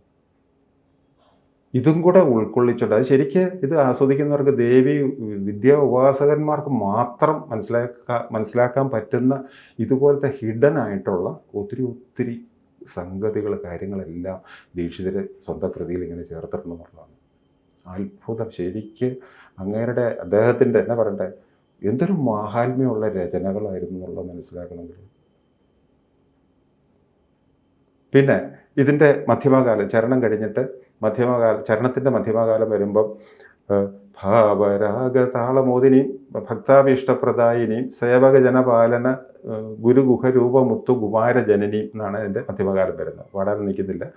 ഈ സേവകജനപാലന രൂപ മുത്തുകുമാരജനനിയും എന്ന് പറയുന്നത്, അതായത് മുത്തുകുമാരനെ ജനിപ്പിച്ചാളെന്ന് പറയുന്നത് ദേവി. അത് ഈ മുത്തുകുമാരനാണല്ലോ, മുത്തുസ്വാമി ദീക്ഷിതരാണല്ലോ, അങ്ങനെ ഒരു വ്യംഗ്യവും കൂടെ വരുന്നുണ്ട്. പിന്നെ ആ മുത്തുമാല കൊടുത്തതിൻ്റെ ഒരു ഓർമ്മയും കൂടെ വരത്തക്ക രീതിയിലാണ് മുത്തുകുമാര ജനനി എന്ന് പറഞ്ഞിട്ട് ഈ കൃതി തീരുന്നത്. ഭജരേരേ ചിത്ത വലാംബിക. ദേവി ശക്തി ബീജോത്ഭവ മാതൃകാരണ ശരീരിണി എന്നുള്ള ഇത് വരുന്നുണ്ടല്ലോ. ഈ മാതൃകാവർണ്ണ ശരീരിണി എന്ന് പറയുന്നത് നമ്മുടെ ലളിതാ സഹസ്രനാമത്തിലുള്ള ഒരു പ്രയോഗമാണ്. ദേവിയുടെ മാതൃകാവർണ്ണ രൂപിണി എന്നുള്ളൊരു പേര് പറയുന്നുണ്ട്. അതായത് ദേവി എന്ന് പറയുന്ന അക്ഷരരൂപിണിയാണെന്നാണ് പറയുന്നത്. ദേവിയുടെ ശരീരം എന്ന് പറയുന്നത് അക്ഷരങ്ങളാൽ നിർമ്മിതമായിരിക്കുന്ന ഒരു ശരീരമാണ് ദേവിയുടെ എന്നുള്ളതാണ് ഭക്തരുടെ സങ്കല്പം. അതിന് ഉപോത്ബലകമായിട്ട് നമ്മുടെ തിരുവായൂർ അവിടെ ഒരു അക്ഷരപീഠം തന്നെയുണ്ട്. അതിൽ ആ മുതൽ ഇക്ഷ വരെ ഇത് കൊത്തിവെച്ചിട്ടുണ്ട്. അവിടെ സാഹിത്യത്തിൽ താല്പര്യമുള്ളവരും സംഗീതത്തിൽ താല്പര്യമുള്ളവരും ഈ ഭാഷയിലൊക്കെ താല്പര്യമുള്ളവർ അവിടെ പോയിരുന്നിട്ട് ധ്യാനിക്കാറുണ്ട് ഈ അക്ഷരപീഠത്തിൽ പോയിട്ട്. ശരിക്കും ആ മുതൽ ഇക്ഷ വരെ എന്ന് പറഞ്ഞാൽ, ഇപ്പോൾ പലരുടെയും ധാരണ ഇക്ഷ എന്ന് പറയുന്നത് ഒരു കൂട്ടക്ഷരമാണെന്ന, കായും ഷായും കൂടെ ചേർന്ന് കൂട്ടക്ഷരമാണെന്നാണ് പലരുടെയും ധാരണ. പക്ഷേ അതങ്ങനെയല്ല. ഇക്ഷ എന്ന് പറയുന്നത് നമ്മുടെ അക്ഷരമാലയിലുള്ള സ്വതന്ത്രമായിട്ട് എക്സിസ്റ്റൻസ് ഉള്ള ഒരു അക്ഷരം തന്നെയാണ് ഇക്ഷ എന്ന് പറയുന്നത്. ഇക്ഷ അല്ല, അതിൻ്റെ ഉച്ചാരണം തന്നെ ഇപ്പോൾ ഇക്ഷ എന്നായിട്ടുണ്ട്. ഇക്ഷ എന്നല്ല അതിൻ്റെ ഉച്ചാരണം, ശരി ഇക്ഷയാണ്. അത് വിഖ്യാതമായ ONVയുടെ പാട്ടുണ്ടല്ലോ, നെറ്റിയിൽ പൂവുള്ള സ്വർണ്ണച്ചിറകുള്ള പക്ഷി എന്നാണത് പാടുന്നത്. മനോഹരമായിട്ട് പാടിയിട്ടുണ്ട്. ആരത് പാടിയെന്ന് എനിക്ക് ഓർമ്മയില്ല, പക്ഷേ പക്ഷി എന്നാണ് എനിക്ക് തോന്നുന്നത്. ചിത്രയാണെന്ന് തോന്നുന്നു. ചിത്രയാണ് പക്ഷി. ഉച്ചാരണശുദ്ധി ഉണ്ടെന്ന് തെളിയിക്കാൻ വേണ്ടിയിട്ട് പലരും ഇപ്പം അതുപോലെ പല വാക്കുകളും. മാത്രമല്ല, അത് ഈ പക്ഷി എന്ന് പാടിക്കഴിഞ്ഞാൽ ഒരു ഭംഗിയില്ലതാൻ. പക്ഷി സാർ മനസ്സിലൊന്ന് പാടുന്ന നോക്കിയേ, പക്ഷി അങ്ങനെ ഒരു പാട്ടിൽ ബുദ്ധിമുട്ടാണ് അത് ഇക്ഷ പറയാൻ. ബട്ട് ഇക്ഷ അതിൽ തെറ്റില്ല എന്ന് എല്ലാവരും വിചാരിക്കുന്നു. കാരണം കായും ഷായും ചേർന്നതാണ് ഇക്ഷ. അപ്പോൾ അത് ഇലക്ഷൻ ഇങ്ങനെ പറയുന്നില്ലേ. അപ്പോൾ അത് അങ്ങനെ തന്നെ ഈ ഇക്ഷ പ്രത്യേകം ഒരു അക്ഷരമാണ് എന്ന് പറഞ്ഞാൽ ഇപ്പം ആരും സമ്മതിച്ചു പോലും തരില്ല. ഈ ക്ഷേത്രകൃതികളിൽ തിരുവയ്യാർ ക്ഷേത്രത്തിലെ ദേവിയെക്കുറിച്ച് അരമളർത്ത നായികി എന്നൊക്കെ അതിൻ്റെ പേര് പറയുന്നുണ്ട്. ധർമ്മസംവർദ്ധിനി, ധർമ്മം എപ്പോഴും പരിപാലിക്കുന്ന ദേവി എന്നുള്ളതാണ് അതിൻ്റെ സങ്കല്പം. അതിൽ ആ ദേവിയെക്കുറിച്ച് മധ്യമാവധി രാഗത്തിലുള്ളൊരു കൃതിയുണ്ട്. ധർമ്മസംവർദ്ധനി ധനുജസംവർദ്ധനി,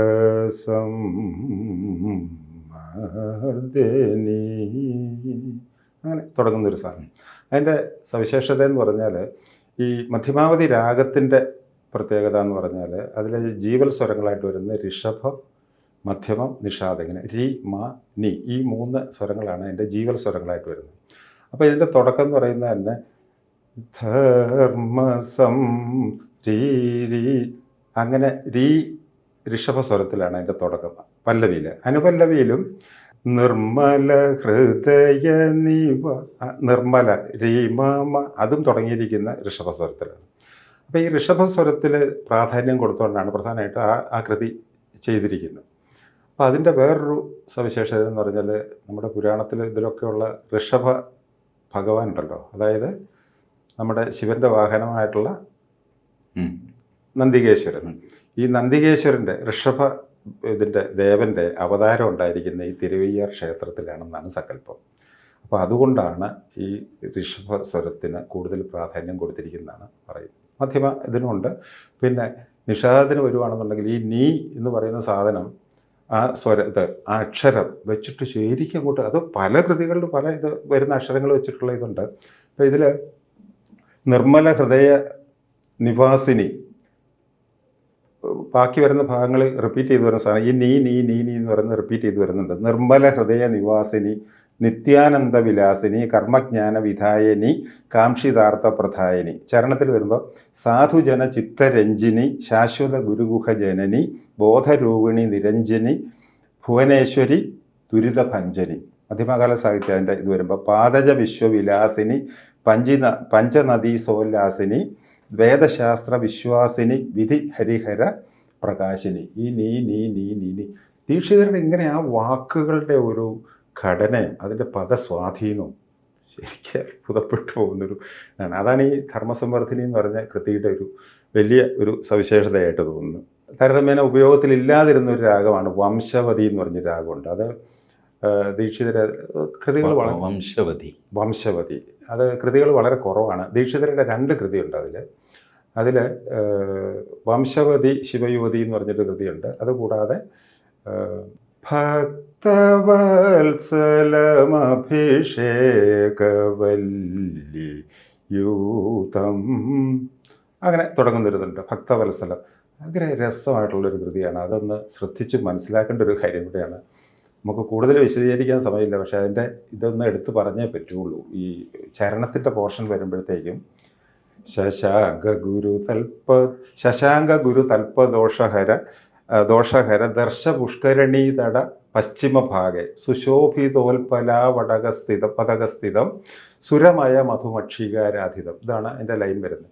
ശശാങ്ക ഗുരു തൽപദോഷഹര ദർശ പുഷ്കരണീതട പശ്ചിമഭാഗ സുശോഭിതോൽപലാവതകസ്ഥിതം സുരമയ മധുമക്ഷികാരാധിതം. ഇത് ശശാങ്കൻ എന്ന് പറയുന്നത് നമ്മുടെ ചന്ദ്രനാണ്. പുള്ളി ഇച്ചിരി പശകക്ഷിയാണല്ലോ. അപ്പോൾ പുള്ളിയുടെ ഒരു കുൽസിത പ്രവൃത്തി, ഗുരു എന്ന് പറയുന്നത് ഗുരു തൽപദോഷഹരം. ഗുരു എന്ന് പറയുന്നത് ബൃഹസ്പതിയാണ്. ബൃഹസ്പതിയുടെ പത്നി താരയുമായിട്ടൊരു ഇതുണ്ടായി, കുഴപ്പമുണ്ടായി. അങ്ങനെ ഒരു പാപം വന്നു ഭവിക്കുകയാണ്. അപ്പോൾ ആ പാപം ഇതായിട്ട് പോക്കാനായിട്ട് ഈ ദർശപുഷ്കരണിയിൽ വന്നിട്ട്, ദർശപുഷ്കരണി എന്ന് പറഞ്ഞ ക്ഷേത്രത്തിനോട് ചേർന്നുള്ള ജലാശയമാണ്. അതിന് ഒത്തിരി പ്രാധാന്യമുണ്ട്. അതിൽ മുങ്ങിക്കഴിഞ്ഞാൽ പാപങ്ങളെല്ലാം മാറി കിട്ടും എന്നൊക്കെയാണ് പറയുന്നത്. അതിൻ്റെ ഒരു കഥയെന്ന് പറഞ്ഞാൽ വാമനാവതാര കാലത്ത് വാമനൻ ഈ സ്ഥലം അളക്കാൻ പറയുമല്ലോ. അപ്പോൾ ഈ സ്ഥലം അളക്കാനായിട്ട് ഇങ്ങനെ കാലുയർത്തുമ്പോൾ ഈ കാലങ്ങ് ഉയർന്നു പോയിട്ട് സത്യലോകം വരെ പോവുകയാണ്.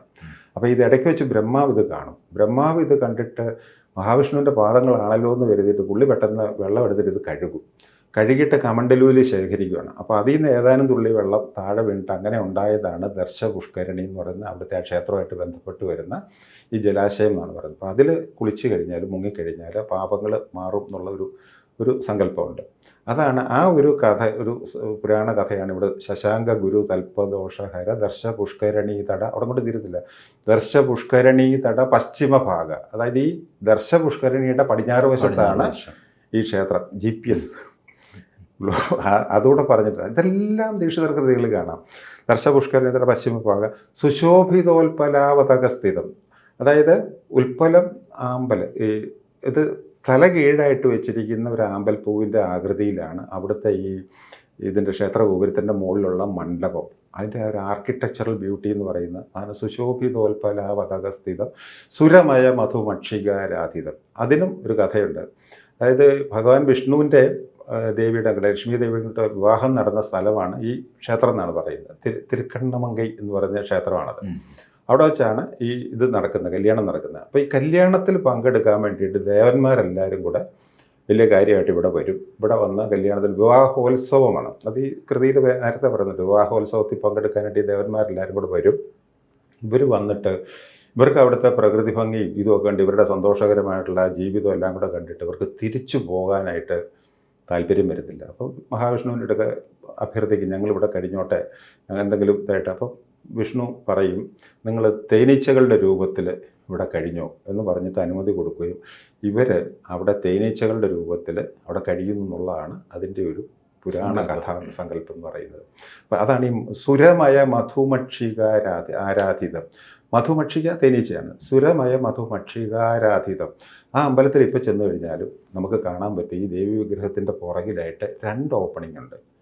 ഈ 2 ഓപ്പണിംഗ് എന്ന് പറയുന്ന തേനീച്ച കൂടാ. അതിൽ 6 മാസക്കാലം ഉത്തരായണ കാലത്ത് ഒരു ഇതിൻ്റെ അകത്തായിരിക്കും, ഒരു ഓപ്പണിംഗ് വഴിയായിരിക്കും തേനീച്ചകൾ പോയിട്ട് തേൻ ശേഖരിച്ച് വയ്ക്കുന്നത്. ദക്ഷിണായനം വരുമ്പോൾ ഇത് ഓട്ടോമാറ്റിക്കായിട്ട് ഇതുങ്ങൾ മാറിയിട്ട് ഇപ്പുറത്ത് കൊണ്ടുവന്നിട്ട് തേൻ ശേഖരിച്ച് വയ്ക്കാൻ തുടങ്ങും. ആണ്ടിലൊരിക്കൽ ഈ തേനെടുത്തിട്ട് അവിടെ അഭിഷേകം ചെയ്യും, ഭക്തർക്ക് അത് തേൻ പ്രസാദമായിട്ട് കൊടുക്കുകയും ചെയ്യും.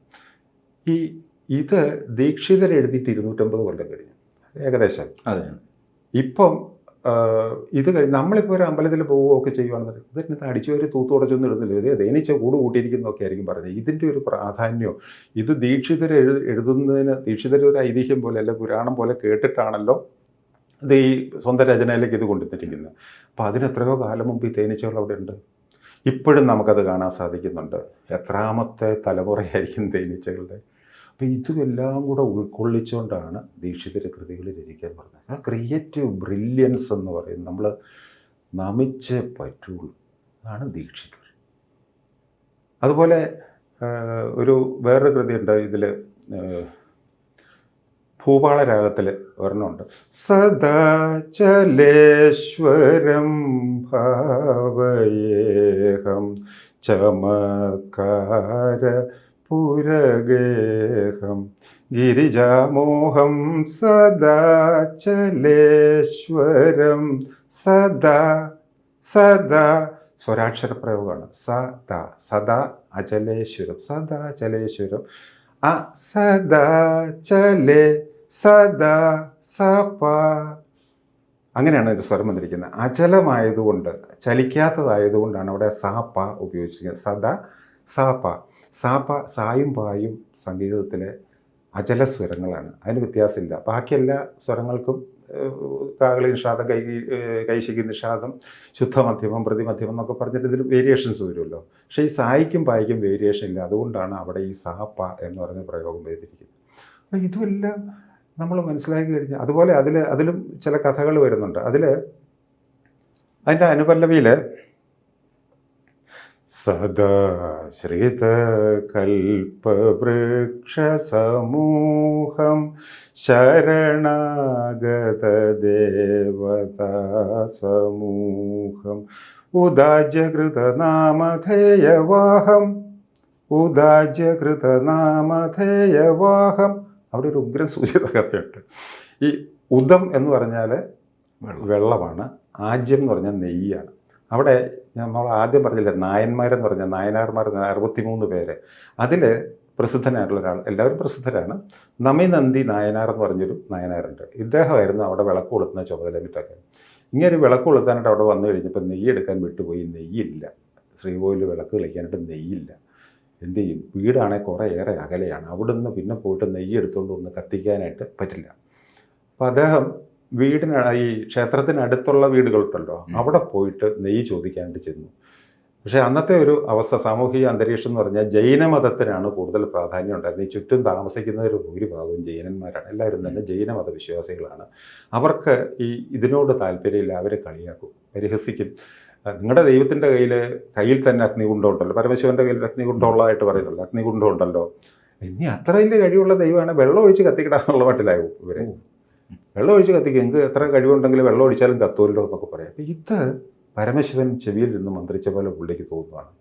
അപ്പോൾ ഈ നമിനന്ദി നായനാർ ഒട്ടും അമാന്തിക്കാതെ നേരെ അവിടെ അടുത്തുള്ള തീർത്ഥം ശംഖതീർത്ഥത്തിൽ പോയിട്ട് അവിടുന്ന് വെള്ളം എടുത്തുകൊണ്ട് വന്ന് ഈ ഇതിലൊഴിച്ചിട്ട് ദീപം തെളിയിക്കുകയാണ്. ഒരു കുഴപ്പവും ഇല്ലാണ്ട് ഇത് കത്തി നിന്നു.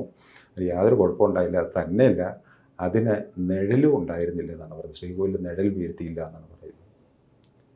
അപ്പോൾ അതാണ് ഈ ഉദാജകൃത നാമധേയവാഹം.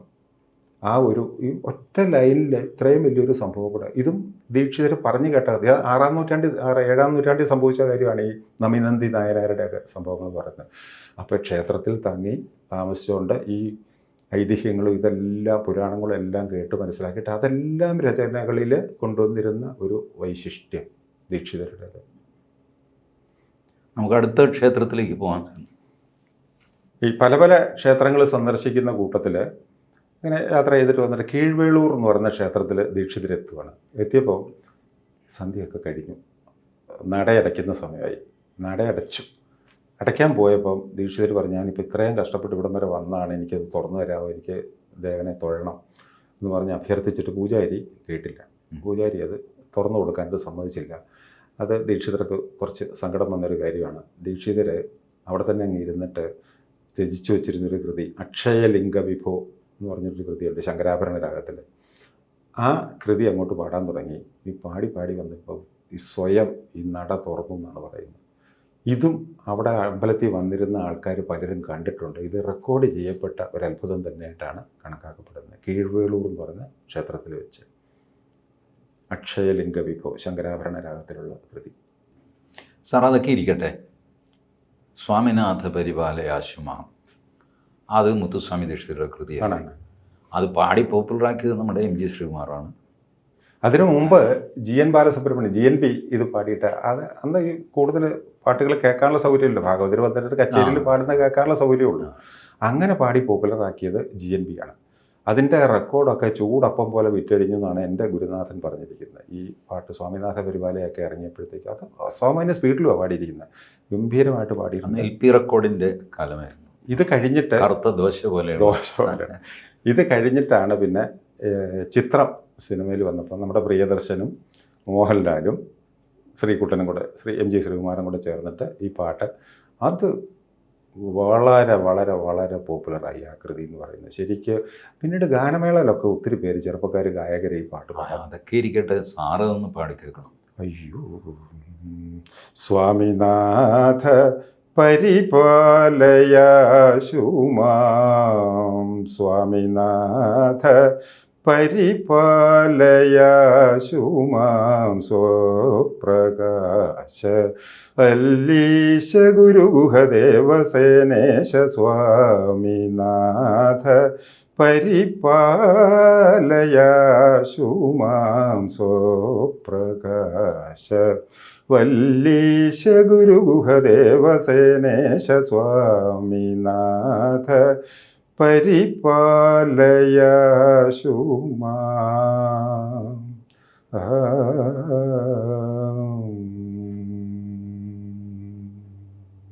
സാറേ, ഈ സ്വാമിനാഥ പരിപാലയ അത് സിനിമയിൽ വന്ന് പോപ്പുലറായി. അതുപോലെ തന്നെ സിനിമയിൽ വന്ന് പോപ്പുലറാകുന്നതിന് മുമ്പ് തന്നെ സംഗീത വിദ്യാർത്ഥികൾ ആദ്യകാലത്ത് തന്നെ പഠിച്ചു തുടങ്ങുന്നവരാണ്. ആരഭിയിലുള്ള ഒരു ഇതുണ്ട്, ശ്രീ സരസ്വതി. ശ്രീ ശ്രീ സരസ്വതി നമോസ്തുതേ ആരഭി. അതിൽ വാസനത്രയ വിവർജിത വരമുനി ഭാവിതമൂർത്തേ, വാസവാദ്യഖില നിർജരവര വിതരണ ബഹുകീർത്തെ, ദരഹാസയുതമുഖാംബുരുഹേ അത്ഭുത ചരണാംബുരുഹേ, സംസാരഭീത്യാവഹേ സകല മന്ത്രാക്ഷരഗുഹേ. ചിത്രം സിനിമയിലെ ഹരിഹരൻ ഡയറക്ടർ ഹരിഹരൻ ഇത് ഉപയോഗിച്ച് ചിത്രം പാടുന്നതായിട്ട് ഒരു അമ്പലത്തിൻ്റെ നടക്കി വെച്ച് അതിലെ നായിക പാടുന്നതായിട്ട് ഈ പാട്ട് എടുത്തിട്ടുണ്ട്. ഇതിൽ വേറൊരു ഈ പാട്ടിലുള്ളൊരു പ്രത്യേകത എന്ന് പറഞ്ഞാൽ സംസാരഭീത്യാപഹേ, സംസാരഭീതിയിൽ നിന്ന് അകറ്റുന്ന, അല്ലെ അത് ദൂരീകരിക്കുന്ന, അല്ലെ അത് മാറ്റിക്കളയുന്ന ദേവി എന്നുള്ള ഇതിലാണ്. സംസാരഭീത്യാപഹേ സംസാരഭി ആരഭി രാഗം ഹിഡനായിട്ട് അവിടെ കൊണ്ടുവന്നിട്ടുണ്ട്. ദീക്ഷിതരുടെ ഒരു കുസൃതി. ഇങ്ങനെ നമ്മൾ ആദ്യം പറഞ്ഞു ഈ ദീക്ഷിതർ പല കൃതികളിലും ഗുപ്തമായിട്ട് ഈ രാഗമുദ്രകൾ ഉപയോഗിച്ചിട്ടുണ്ട്. അപ്പോൾ ഖമാസ് രാഗത്തിലുള്ളൊരു കൃതിയിൽ അതിൽ ആ ക്ഷേത്രത്തെക്കുറിച്ച് പറയുമ്പോഴത്തേക്കും അതിൽ മാഘമാസത്തിലാണ് അവിടെ ഉത്സവം നടക്കുന്നത്. വലിയ കേമമായിട്ടുള്ള ഉത്സവമാണ്. അപ്പം മാഘമാസോത്സവ പ്രഭാവ എന്ന് പറഞ്ഞൊരു ലൈനുണ്ട്. അപ്പം മാഘമാസോത്സവം, ഈ മാഘമാസോത്സവ എന്ന് പറഞ്ഞിട്ട് ആ ഖമാസ് രാഗം എന്നുള്ളത് ഹിഡനായിട്ട് അവിടെ കൊണ്ടുവന്നിട്ടുണ്ട്. പിന്നെ മാ ഗമ സ്വരാക്ഷര പ്രയോഗം അതിൻ്റെ കൂടെ തന്നെ കൊണ്ടുവന്നിട്ടുണ്ട്. അങ്ങനെയുള്ള ക്രിയേറ്റീവ് ബ്രില്യൻസ് എന്ന് പറഞ്ഞാൽ ക്ഷേത്ര കൃതികൾ പോലെ തന്നെ പ്രാധാന്യമുള്ള ഒരു ഗ്രൂപ്പ് കൃതികളാണ് നവഗ്രഹ കൃതികൾ എന്ന് പറയുന്നത്. നവഗ്രഹങ്ങൾ എന്ന് പറഞ്ഞാൽ 9 ഗ്രഹങ്ങൾ. അതിൽ സൂര്യൻ, ചന്ദ്രൻ, ബുധൻ, ശുക്രൻ, ഭൂമി എന്ന് പറഞ്ഞിട്ട് പോകുന്ന ആ നവഗ്രഹങ്ങൾ. ഇതിൽ പിൽക്കാലത്ത് പലരും പറയുന്നത് ഈ 9 ഗ്രഹങ്ങളെക്കുറിച്ച് ദീക്ഷിതരുടെ കൃതികളില്ല, രാഹുകേതുക്കൾ അതിലുണ്ടായിരുന്നില്ല, 7 ഉള്ളൂ. വാരകൃതികൾ എന്നുള്ള പേരിൽ അറിയപ്പെട്ടിരുന്നതാണ് 7. അത് കഴിഞ്ഞിട്ട് പിന്നെ ശിഷ്യരാരോ എഴുതി ചേർത്തതാണ്, ഇതിൻ്റെ കൂടെ ചേർത്തതാണ് കേതുക്കളെ പറ്റിയുള്ള കൃതികളെന്ന് പറഞ്ഞിട്ടൊരു വാദഗതിയുണ്ട്. എന്തു ആയിക്കൊള്ളട്ടെ, നവഗ്രഹ കൃതികൾ എന്ന് പറഞ്ഞ ഇതിൽ സൂര്യനെക്കുറിച്ച് സൗരാഷ്ട്ര രാഗത്തിലുള്ള സൂര്യമൂർത്ത എന്ന് പറയുന്നത് ആ സൂര്യനെ സംബന്ധിക്കുന്ന ആയതുകൊണ്ടാണ് സൗരാഷ്ട്രം എന്ന് പറയുന്ന രാഗം തന്നെ എടുത്തിരിക്കുന്നത്. സൂര്യമൂർത്തേ സൂര്യ നമോസ്തുത എന്നാണ്, സൂര്യ നമസ്കാരമാണല്ലോ. പിന്നെ ചൊവ്വയെക്കുറിച്ചുള്ള സുരട്ടി രാഗത്തിൽ ബുധനെക്കുറിച്ചും ബുധമാശ്രയാമി അങ്ങനെ പറഞ്ഞിട്ട് ഇതിൽ ഈ 7 ചിട്ടപ്പെടുത്തിയിരിക്കുന്നത് വിദ്യാർത്ഥികൾ ആദ്യം പഠിക്കുന്ന ധ്രുവതാളം, മധ്യതാളം, രൂപകതാളം, ജമ്പതാളം എന്നൊക്കെ പറഞ്ഞിട്ട് സപ്തതാളങ്ങളുണ്ട്. ഈ സപ്തതാളങ്ങൾ 7 താളങ്ങൾ ഉപയോഗിച്ചിട്ടാണ് ഈ ഓരോ കൃതിയും ചിട്ടപ്പെടുത്തിയിരിക്കുന്നത്. അതും ഇതിൻ്റെ വേറൊരു പ്രത്യേകതയാണ്. തിരുവാരൂർ ക്ഷേത്രത്തിലെ പ്രധാന പ്രതിഷ്ഠ ത്യാഗരാജനാണ്. ത്യാഗരാജൻ എന്ന് പറഞ്ഞാൽ ത്യാഗരാജ സ്വാമിയല്ല, ത്യാഗരാജൻ എന്ന് പറഞ്ഞാൽ ശിവൻ്റെ ഒരു പര്യായപദം തന്നെയാണ്. അപ്പോൾ ഇത് വളരെ പ്രധാനപ്പെട്ടാണ്. ഇവർ തിരുവാരൂർ ക്ഷേത്രത്തിലെ ആയതുകൊണ്ട് ഈ 3 പേരും ത്രിമൂർത്തികൾ 3 പേരും ജനിച്ചത് അവിടെയാണ്. അങ്ങനെയുള്ള പ്രാധാന്യമൊക്കെ ഉണ്ട്. അപ്പോൾ ആ ദേവനെ സ്തുതിച്ചുകൊണ്ടുള്ള ഒരു കൃതിയുണ്ട് ആനന്ദഭൈരവ രാഗത്തിൽ, ത്യാഗരാജ യോഗ വൈഭവം എന്ന് പറഞ്ഞിട്ട്. ത്യാഗരാജ യോഗ വൈഭവം സദാശിവം ത്യാഗരാജ അങ്ങനെ പോകുന്നൊരു സാധനം. ഇതിൻ്റെ ഒരു വലിയ പ്രത്യേകത എന്ന് പറഞ്ഞാൽ ഇതിൽ യതികൾ ഉപയോഗിച്ചിട്ടുണ്ട്. കാര്യം ഇദ്ദേഹം സംസ്കൃത ഭാഷയിൽ കൃതികൾ രചിച്ചിരുന്ന ആളാണെങ്കിൽ സംസ്കൃതത്തിൽ പൊതുവെ ഇല്ലാത്തൊരു സാധനം ദ്രാവിഡ ഭാഷകളിലാണ് ഈ യതിപ്രയോഗം വരുന്നത്. യതികളെന്ന് പറഞ്ഞാൽ അത് ഒരു 6-7 തരമാണെന്ന് തോന്നുന്നു. യതികളുണ്ട്. അതായത് ഗോപുച്ഛയതി, സ്രോതോവാഹയതി, മൃദംഗയതി, ഡമരുയതി. ഈ ഗോപുച്ഛയതി എന്ന് പറഞ്ഞാൽ പശുവിൻ്റെ വാല് പോലെ മുകളിൽ വീതി കൂടുതലായിരിക്കും, താഴത്തേക്ക് വരുമ്പോൾ ഇതിങ്ങനെ വീതി കുറഞ്ഞു വരുന്ന ഒരു ഇത് വരുന്നത്. അതാണ് ഗോപുച്ഛയതി എന്ന് പറയുന്നത്. സ്രോതോവാഹയതി എന്ന് പറഞ്ഞാൽ നദികളൊക്കെ ഉത്ഭവിക്കുന്നത്. തുടക്കം എന്ന് പറഞ്ഞാൽ ചെറിയൊരു നീരുറവയായിരിക്കും, അത് വലുതായി അരുവിയായി പുഴയായി നദിയായിട്ട് വന്നിട്ട് അതായത് വീതി കൂടി വരുന്ന ഒരു ഇതാണ്. സ്രോതസ് ചെറുതായിട്ട് സ്രോതോവാഹയതി എന്ന് പറയുന്ന സാധനം. മൃദംഗയതിയുണ്ട്. മൃദംഗത്തിൻ്റെ ഷേപ്പ് നോക്കി മെലിഞ്ഞൊരു സൈഡിൽ നിന്ന് ഇങ്ങനെ വീർത്ത് വന്നിട്ട് താഴോട്ട് വരുമ്പോൾ പിന്നെ മെലിഞ്ഞു വരും. അത് ആ രൂപത്തിൽ സ്വരങ്ങൾ അടുക്കി വെച്ചിരിക്കുന്നതാണ് മൃദംഗയതി എന്ന് പറയുന്നത്. ഡമരുയതി എന്ന് പറഞ്ഞാൽ ഉടുക്കിൻ്റെ ഷേപ്പ്, അത് വീതി കൂടുതലായിരിക്കും. പിന്നെ അതിങ്ങനെ കുറഞ്ഞു വന്ന് നടുക്ക് വീതി ഏറ്റവും കുറഞ്ഞു വന്നിട്ട് പിന്നെ ഇത് കൂടി വന്നിട്ട് ഉടുക്കിൻ്റെ ഷേപ്പിലേക്ക് വരും. അങ്ങനെ അപ്പോൾ ഇതിൽ ഈ ത്യാഗരാജ യോഗ വൈഭവത്തിൽ ഈ 2 യതികൾ, അതായത് ഗോപുച്ഛയതിയും സ്രോതവാഹയതിയും ഉപയോഗിച്ചിട്ടുണ്ട്. രാജയോഗ വൈഭവം രാജയോഗ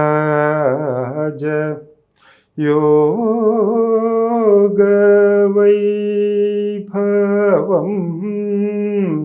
അഗരാജയോഗ വൈഭവം, രാജയോഗ വൈഭവം, യോഗ വൈഭവം, വൈഭവം ഭവം വം, കുറഞ്ഞു വരുന്നതായിട്ട്. അതുപോലെ സ്രോതവാഹയതി എന്ന് പറയുന്നത്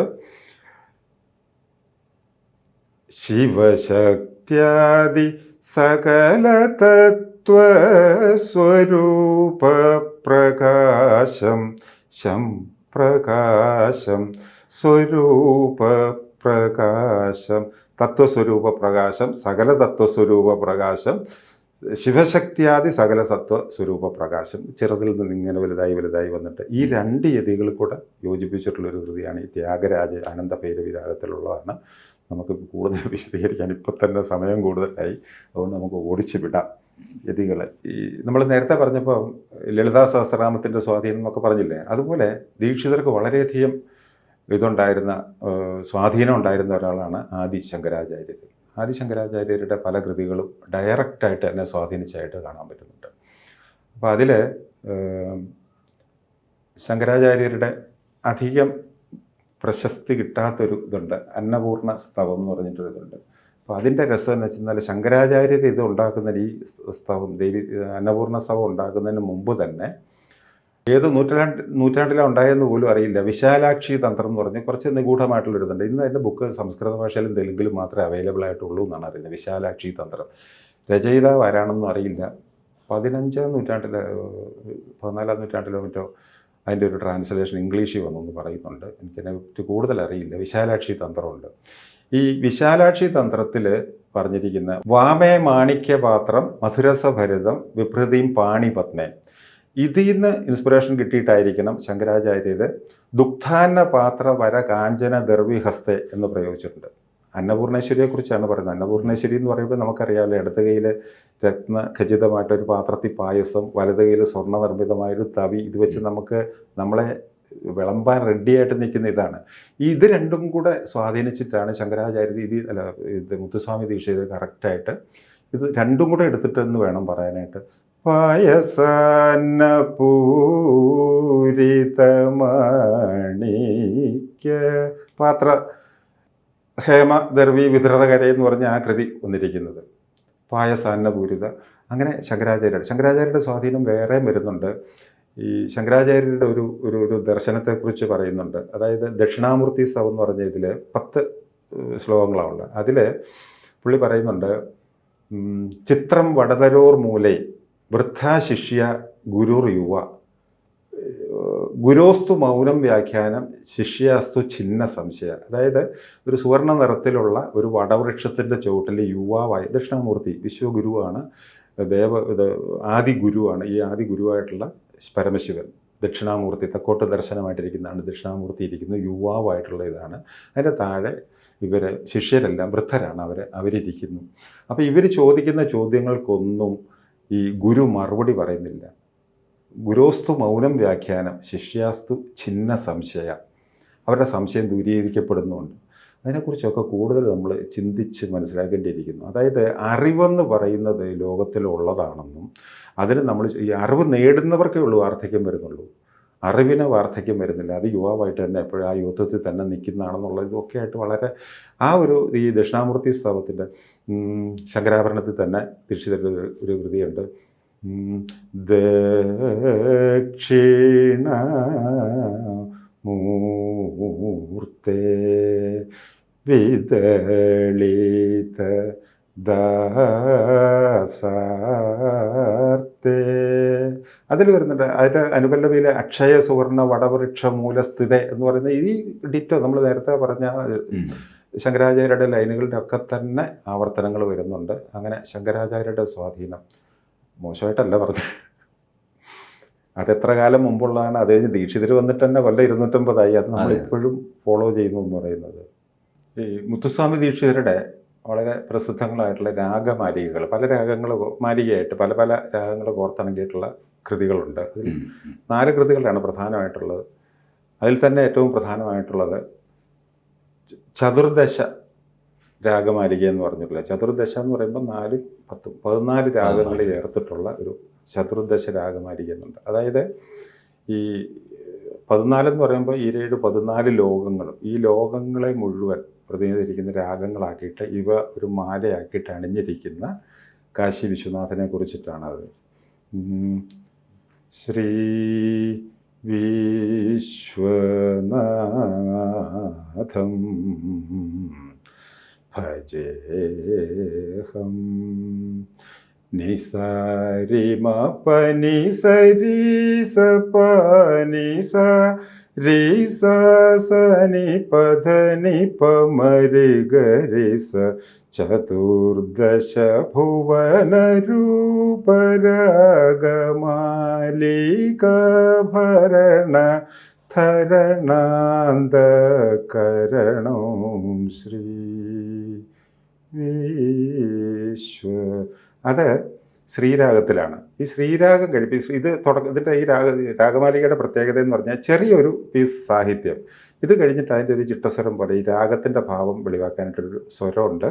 അതാണ് മുമ്പ് ഞാൻ പാടിയ സാധനം. ആ സ്വരം കഴിഞ്ഞിട്ട് വീണ്ടും ഒരു സാഹിത്യത്തിൻ്റെ ഒരു പോർഷൻ വരും. അത് കഴിഞ്ഞിട്ട് നേരെ അടുത്ത രാഗത്തിലേക്ക്, ശ്രീരാഗം കഴിഞ്ഞ് അടുത്ത രാഗം ആരഭിയിലേക്ക് പോകും. അങ്ങനെ പല്ലവി കഴിയുന്നു. പിന്നെ അനുപല്ലവി എന്ന് പറയുന്ന വീണ്ടും ഒരു 4 രാഗം വരും. ഗൗരിയിൽ തുടങ്ങി മോഹനം വരെ എത്തുന്ന 4 രാഗം. ഇത്രയും 4, 2, 6 രാഗം പാടിക്കഴിയുമ്പം ഇത് റിവേഴ്സ് ഓർഡറിൽ പുറകോട്ട് പോയിട്ട് വീണ്ടും ഈ ചിട്ടസ്വരമൊക്കെ പാടിയിട്ട് ഇവിടെ പോകും. ശ്രീ തുടക്കത്തിൽ തന്നെ വരും. അത് പാടിക്കഴിഞ്ഞിട്ട് വീണ്ടും അവിടുന്ന് ബാക്കി ഒരു 8 രാഗവും കൂടെ ഉണ്ട്. അതിങ്ങനെ തുടർച്ചയായിട്ട് ഈ പറഞ്ഞ രീതിയിൽ തന്നെ ചെറിയ സാഹിത്യം, ചിട്ടസ്വരം, അത് കഴിഞ്ഞിട്ട് അതിൻ്റെ സാഹിത്യം, അത് കഴിഞ്ഞ് അടുത്ത രാഗത്തിലേക്ക് കിടക്കുന്നു. ഇങ്ങനെ വന്നിട്ട് അവസാനം ഭൂപാളം എന്ന് പറഞ്ഞ രാഗത്തിലാണ് 14ാമത്തെ രാഗം. ഇത് കഴിഞ്ഞ് ഈ 14 രാഗങ്ങളും പുറകോട്ട് സഞ്ചരിക്കും, പാടും, പുറകോട്ട് പാടിയിട്ട് ശരിക്കും അത് ഒരു കച്ചേരികൾ കേൾക്കുക എന്ന് പറഞ്ഞാൽ ഈ 14 രാഗങ്ങൾ ഒരു രാഗത്തിൽ നിന്ന് അടുത്ത ഒരു രാഗത്തിലേക്ക് കടക്കുക എന്ന് പറഞ്ഞാൽ തന്നെ കുറച്ച് ബുദ്ധിമുട്ടാണ്. അതുപോലെ നമ്മൾ പാടി സാധകം ചെയ്താലൊക്കെ മാത്രം അറ്റൈൻ ചെയ്യാൻ പറ്റുന്ന ഒരു കഴിവാണത്. അങ്ങനെ പാടിയിട്ട് ഒരു കച്ചേരിക്ക് പാടുക എന്ന് പറഞ്ഞാൽ ശരിക്കും എന്തൊരു കൊഴുപ്പാന്നറിയുക കച്ചേരി കേൾക്കാൻ തന്നെ. അങ്ങനത്തെ ആ ചതുർദശ രാഗമാലിക എന്ന് പറയുന്നത് ശ്രീ വിശ്വനാഥം അദ്ദേഹത്തിൻ്റെതായിട്ടുണ്ട്. മുത്തുസ്വാമി ദീക്ഷിതരുടേതായിട്ടുള്ള വളരെ പ്രധാനപ്പെട്ട ഒരു കൃതിയാണ്.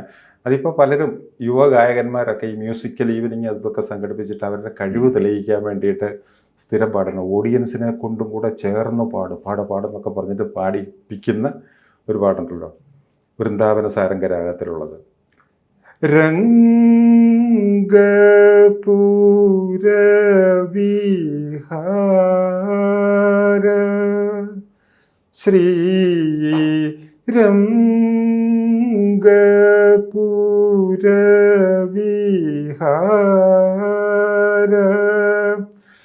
ജയ കോദണ്ഡ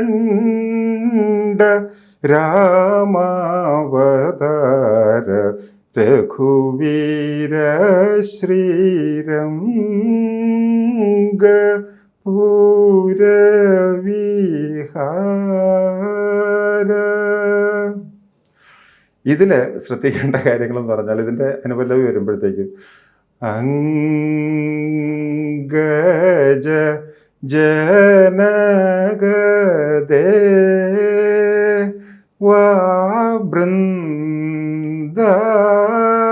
വൃന്ദാവന സാരം ഗേന്ദ്ര വരദ.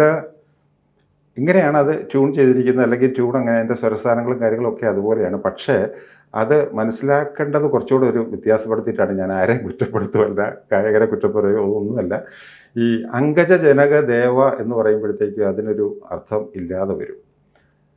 പിന്നെ വൃന്ദാവന സാരംഗേന്ദ്ര എന്ന് പാടുമ്പോഴും അതിനും ഒരു അതിൻ്റെ അർത്ഥം കറക്റ്റായിട്ട് പറയാൻ പറ്റില്ല. എനിക്ക് തോന്നുന്നത് ഈ രംഗപുരവിഹാര MS സുബ്ബലക്ഷ്മിയുടെ ഉണ്ട്. അത് ഒരുപാട് ക്ഷേത്രങ്ങളിൽ രാവിലെ വയ്ക്കാറുണ്ട്. അപ്പോഴും ഇത് പുതിയ തലമുറ ശ്രദ്ധിച്ചൊന്നുമില്ല. പക്ഷേ ഇത് പത്മരാജനൊരു സിനിമയിലേക്ക് എടുത്തു. ആ സിനിമ തുടങ്ങുമ്പോൾ കുട്ടനാട്ടിലൊരു ബോട്ട് പോകുന്നു. പരപര വെളുത്തില്ല എന്നുള്ള സമയത്ത് ബോട്ടിനുള്ളിൽ ലൈറ്റൊക്കെയാണ്. അക്കരെ നിന്ന് ഈ രംഗപുരവിഹാര കേൾക്കാം. അപ്പോഴാണ് ഈ തലമുറ ഇത് ശ്രദ്ധിച്ചത് എന്ന്. അപരനാണെന്ന് തോന്നുന്നു. ജയറാമിൻ്റെ ആദ്യത്തെ പടം. അപ്പോൾ അതിൽ ഈ തുടക്കത്തിൽ തന്നെ പുറകിൽ രംഗപുരവിഹാര കേൾക്കാം. അപ്പോൾ ഈ സിനിമ എന്ന മീഡിയത്തിലൂടെ പലപ്പോഴും കർണാടക സംഗീതം, നേരത്തെ നമ്മൾ സ്വാമിനാഥ പരിപാലയാശ്വമം പറഞ്ഞ പോലെ സിനിമയിലൂടെ അപ്പോഴും ഈ പുതിയ തലമുറ മനസ്സിലാക്കുന്നു ഇങ്ങനൊരു പാട്ടുണ്ടോ എന്ന്. ഒരു പക്ഷേ ക്ഷേത്രങ്ങളിൽ രാവിലെ വയ്ക്കുന്നതിൽ നിന്ന് കിട്ടിയ ഒരു ഇൻസ്പിറേഷൻ, അതൊരു പ്രഭാതത്തിന്റെ ഒരു ഇത് കൊടുക്കാൻ വേണ്ടിയിട്ട് ചെയ്യുന്നൊരു മിക്കവാറും അതിനു മുമ്പ് ചെയ്തുകൊണ്ടിരുന്ന വെങ്കടേശ്വര സുപ്രഭാതം കേൾപ്പിക്കാന്നുള്ളായിരുന്നു സിനിമ. അല്ല, വെങ്കടേശ്വര സുപ്രഭാതം ഇപ്പോഴും വളരെ പോപ്പുലറാണ്. എല്ലാ ക്ഷേത്രങ്ങളിലും ഉണ്ട്, സിനിമകളിൽ പ്രഭാതത്തെ സൂചിപ്പിക്കാനായിട്ട് ഇപ്പോഴും വെങ്കടേശ്വര സുപ്രഭാതം ഉപയോഗിക്കുന്നുണ്ട്. ബട്ട് ഈ രംഗപുര വിഹാര പത്മരാജനാണ് മനോഹരമായിട്ട് അതിൽ സന്നിവേശിപ്പിച്ചത്. അസാമാന്യമായ ഒരു ഷോട്ടായിരുന്നു അത്. അപ്പോൾ അങ്ങനെയാണ് അത് പുതിയ തലമുറയ്ക്ക് കിട്ടിയത്. ഏതായാലും അവർക്ക് ആവുന്ന പോലെ പാടുന്നു, അവരുടേതായ സ്റ്റൈലിൽ ചില ഇംപ്രൊവൈസേഷനൊക്കെ വരുത്തുന്നു. ഒരുപക്ഷെ യാഥാസ്ഥിതികർക്ക് അത് ഇഷ്ടപ്പെടുന്നില്ലായിരിക്കാം, പക്ഷെ അങ്ങനെയൊക്കെയാണ് സംഗീതത്തിൻ്റെ ഒരു പോക്ക്. ഞാൻ പറഞ്ഞ ഉദ്ദേശം ഇതേ ഉള്ളൂ. അങ്കജ ജനക ദേവ എന്ന് പറയുമ്പോൾ അതിനർത്ഥമില്ല വരും. അങ്കജ ജനക, അങ്കജനെ ജനിപ്പിച്ചയാള്, അങ്കജൻ കാമദേവനാണ്. അത് ആരോ അതെ.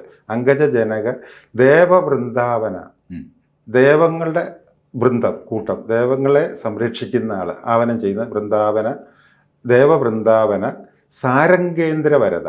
സാരംഗം എന്ന് പറഞ്ഞാൽ മാനാകാം ആനയാകാം, രണ്ടും സാരംഗത്തിൻ്റെ അർത്ഥം രണ്ടും എടുക്കാം.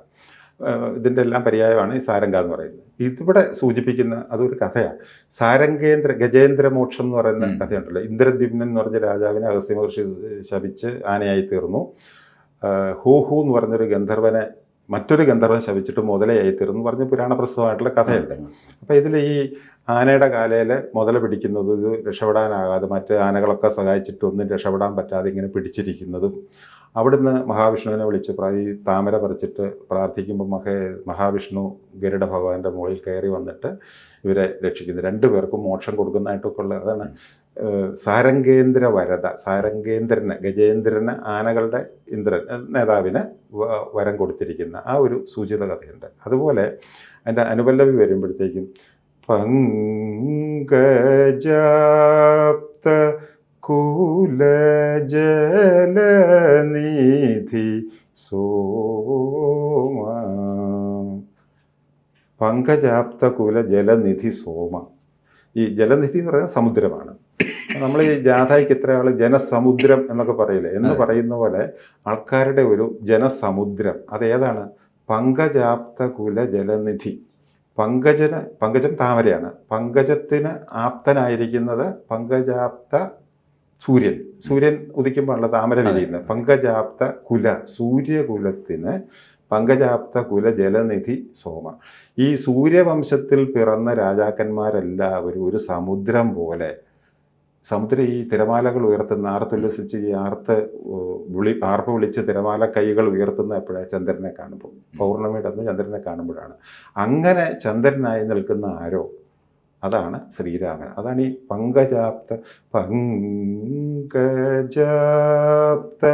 കുല ജലനിധി സോമ. ഒരൊറ്റ വരിയിൽ എന്തെല്ലാം കാര്യങ്ങളാണ് വീണ്ടും നമുക്ക് പറയുന്നത് അല്ലേ. ദീക്ഷിതർ കൃതികളുടെ ഒരു മഹാത്മ്യം എന്ന് പറയുന്ന സംബന്ധിച്ച് നമ്മൾ നമിക്കുവാണ് അവിടെ. സാറേ, ഇതൊക്കെയാണെങ്കിലും ദീക്ഷിതർ നിർമ്മിച്ച ഒരു രാഗമുണ്ടല്ലോ, അമൃതവർഷിണി. ആ അമൃതവർഷിണി, അതിനെപ്പറ്റി ഒന്ന് സംസാരിക്കാമോ? അത് ദീക്ഷിതർ ഒരിക്കൽ അനിയൻ ബാലുസ്വാമിയുടെ മറ്റാണ് ഒരു അഭിഷേകം അവിടെ നടക്കുന്നു അറിഞ്ഞിട്ട്, അതും ഒത്തിരി സംഭവങ്ങളുണ്ട്, അതൊക്കെ നമുക്ക് വിടാം.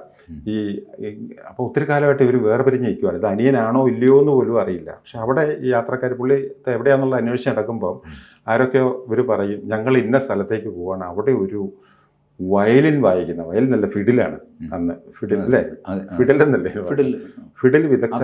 ആകാശവാണിയിലൊക്കെ ഫിഡിൽ എന്നാണ് പറഞ്ഞു. പിന്നീട് അത് ഇടക്കാലത്ത് വയലിനായിട്ട് മാറി. അപ്പോൾ ഒരു ഫിഡിൽ വായിക്കുന്ന ഒരു വലിയ വിദ്വാൻ വന്നിട്ടുണ്ടെന്ന് പറയുമ്പോൾ, അത് ഇദ്ദേഹം ഈ മുത്തുസ്വാമി ദീക്ഷിതരുടെ ബാല്യത്തിലൊക്കെ അച്ഛൻ രാമസ്വാമി ദീക്ഷിതരുടെ കൂടെ സായിപ്പന്മാരുടെ ജോർജ് ടൗണിലൊക്കെ പോകുമായിരുന്നു. അപ്പോൾ അവിടെ സ്ഥിരമായിട്ട് മിക്കവാറും ഈ ഇതെല്ലാം ഉണ്ടാകും, ഇവരുടെ ഡാൻസും ഇവരുടെ പാട്ടുകളും ഒക്കെ ഉണ്ടാകും. അപ്പോൾ ഇത് കേട്ടിട്ട് ഇദ്ദേഹത്തിന് ഒത്തിരി ഇഷ്ടം തോന്നിയിരിക്കുന്ന, അവരുടെ ആ സംഗീതത്തിനോട് ഇത് താല്പര്യം തോന്നിയിട്ട് പുള്ളി അതിൽ കുറച്ച് പാട്ടുകൾ ഉണ്ടാക്കിയിട്ടുണ്ട്. ഒരു ഇംഗ്ലീഷ് നോട്ട്സ് എന്ന് പറയും, 4 വരി സാഹിത്യം മാത്രമായിട്ടുള്ള, അതിൻ്റെ സ്വരം കൂടെ വെച്ചിട്ടുള്ള നോട്ട്സൊക്കെ ഉണ്ടാക്കിയിട്ടുണ്ട്. അത് പോട്ടെ, അത് അല്ല, അതൊന്ന് പറഞ്ഞോ സാർ, എന്നിട്ട് നമുക്ക് അമൃതവർഷനിലേക്ക് പോവാം. അത് ഏതായാലും അവിടെ എത്തിയല്ലോ. അത് മിക്കവാറും അതിൻ്റെ നോട്ട്സ് എന്ന് പറയുന്നത് ശങ്കരാഭരണ രാഗത്തിനെ ബേസ് ചെയ്തിട്ടായിരിക്കും. ഇംഗ്ലീഷ് നോട്ട്സ് ഇത് അവർക്ക് ഗമകങ്ങളില്ലല്ലോ, പ്ലെയിൻ സ്വരങ്ങൾ മാത്രമാണ്. അപ്പോൾ അത് സ സരി നീ സരി ഗ ഗ മ ഗ രി സരി സ നീ സ പധനി സ സരി നീ സരി ഗ ഗ മ ഗ രി സ നീ സ പ പ പ പ മ ഗ മ മ മ മ ഗരി ഗ മ ഗരി സ ഗ മ പ ധ പ മ ഗരി സ സന്തതം പാഹി മാം സംഗീതശ്യാമളേ സർവധാരേ ജനനി ചിന്തിതാർത്ഥപ്രദേ ചിദ്രൂപിണീ ശിവേ ശ്രീഗുരുഗുഹസേവിതേ ശിവമോഹകാരേ സന്തതം പാഹി മാം. ആ സ്വരങ്ങൾക്കനുസരിച്ച് തന്നെയുള്ള സംസ്കൃത ഭാഷയിലുള്ള സാഹിത്യം കൂടി എഴുതിച്ചിട്ടുണ്ട്. 40ഓളം ഇതുപോലത്തെ രചനകളുണ്ടെന്നാണ് പറയുന്നത്. നോട്ട് സ്വരങ്ങൾ എന്നാണ് ഇത് അറിയപ്പെടുന്നത്. ഇത് അവരുടെ ഏതോ പാട്ടിനൊപ്പിച്ച് എഴുതിയതല്ലേ? ഇത് അവരുടെ ദേശീയ ഗാനം ഉണ്ടല്ലോ, God save our gracious queen എന്ന് പറഞ്ഞിട്ട് അവരുടെ ദേശീയ ഗാനമുണ്ട്. അതിൻ്റെ അതേ സ്വരസ്ഥാനങ്ങൾ വെച്ചിട്ട് തന്നെ ദീക്ഷിതർ എഴുതിയിരിക്കുന്നത്. അന്നത്തെ കാലത്തുള്ള ഇത് അവരുടെ രാജ്ഞി അതിനെ ബേസ് ചെയ്തിട്ട് വലിയ അത്ഭുതം തന്നെയാണ്. ഈ അവരുടെ പാട്ട് കേൾക്കുകയും അത് അനായാസമായിട്ട് ഇതാണോ വലിയ കാര്യം എന്ന് പറയുന്നുണ്ട്. 40 അറിയപ്പെട്ടിട്ടുണ്ട്. അത് സാമാന്യ പ്രതിഭയാണ്. നമുക്ക് ഇതിലേക്ക് തിരിച്ചു വരാം. അങ്ങനെ അവിടെ ഒരു ഫിഡിൽ വിദ്വാൻ വന്നിട്ടുണ്ട്, അദ്ദേഹത്തിന്റെ കനകധാര അഭിഷേകം നടക്കാൻ പോവാണെന്നൊക്കെ അറിഞ്ഞ് അങ്ങനെ ഉണ്ടെങ്കിൽ അത് ബാലസ്വാമി ആയിരിക്കുമല്ലോ എന്ന് കരുതിയിട്ട് നോക്കാം എന്ന് കരുതിയിട്ട് ദീക്ഷിതർ അങ്ങോട്ട് പോവാണ്. ഈ പോകുന്ന വഴിക്ക് എട്ടയപുരം എന്ന് പറഞ്ഞൊരു സ്ഥലമുണ്ട്, അവിടെ വരും. അതിൻ്റെ സമീപ പ്രദേശത്ത് വന്നു കഴിയുമ്പോൾ അവിടെ 4-5 കൊല്ലമായിട്ട് മഴയില്ല, മഴ പെയ്തിട്ടില്ല. അപ്പോൾ വലിയ ജലക്ഷാമം, വരൾച്ചയും ദുരിതവും, കൃഷികളൊക്കെ നശിച്ചു പോയി, കുടിവെള്ളം പോലും ഇല്ലാത്തൊരു സ്റ്റേജൊക്കെ വന്നപ്പോൾ ഗ്രാമവാസികൾ ഇങ്ങേരുടെ മഹത്വം കേട്ടറിവുണ്ട്. അതുകൊണ്ട് ഇങ്ങേരുടെ ഈ മുത്തുസ്വാമി ദീക്ഷിതരുടെ പരാതി പോലെ പറയും, ഇങ്ങനെ മഴ പെയ്യുന്നില്ല എന്നൊക്കെ പറഞ്ഞപ്പോൾ അന്നേരം അദ്ദേഹം രചിച്ച കൃതിയാണെന്നാണ് പൊതുവെ പറയുന്നത്. അമൃതവർഷിണി രാഗത്തിൽ അന്നേരം ഈ അമൃതവർഷിണി രാഗം തന്നെ ക്രിയേറ്റ് ചെയ്തത് അവിടെ വെച്ചാണെന്നാണ് പറയുന്നത്. ആനന്ദാമൃതകർഷിണി അമൃതവർഷിണി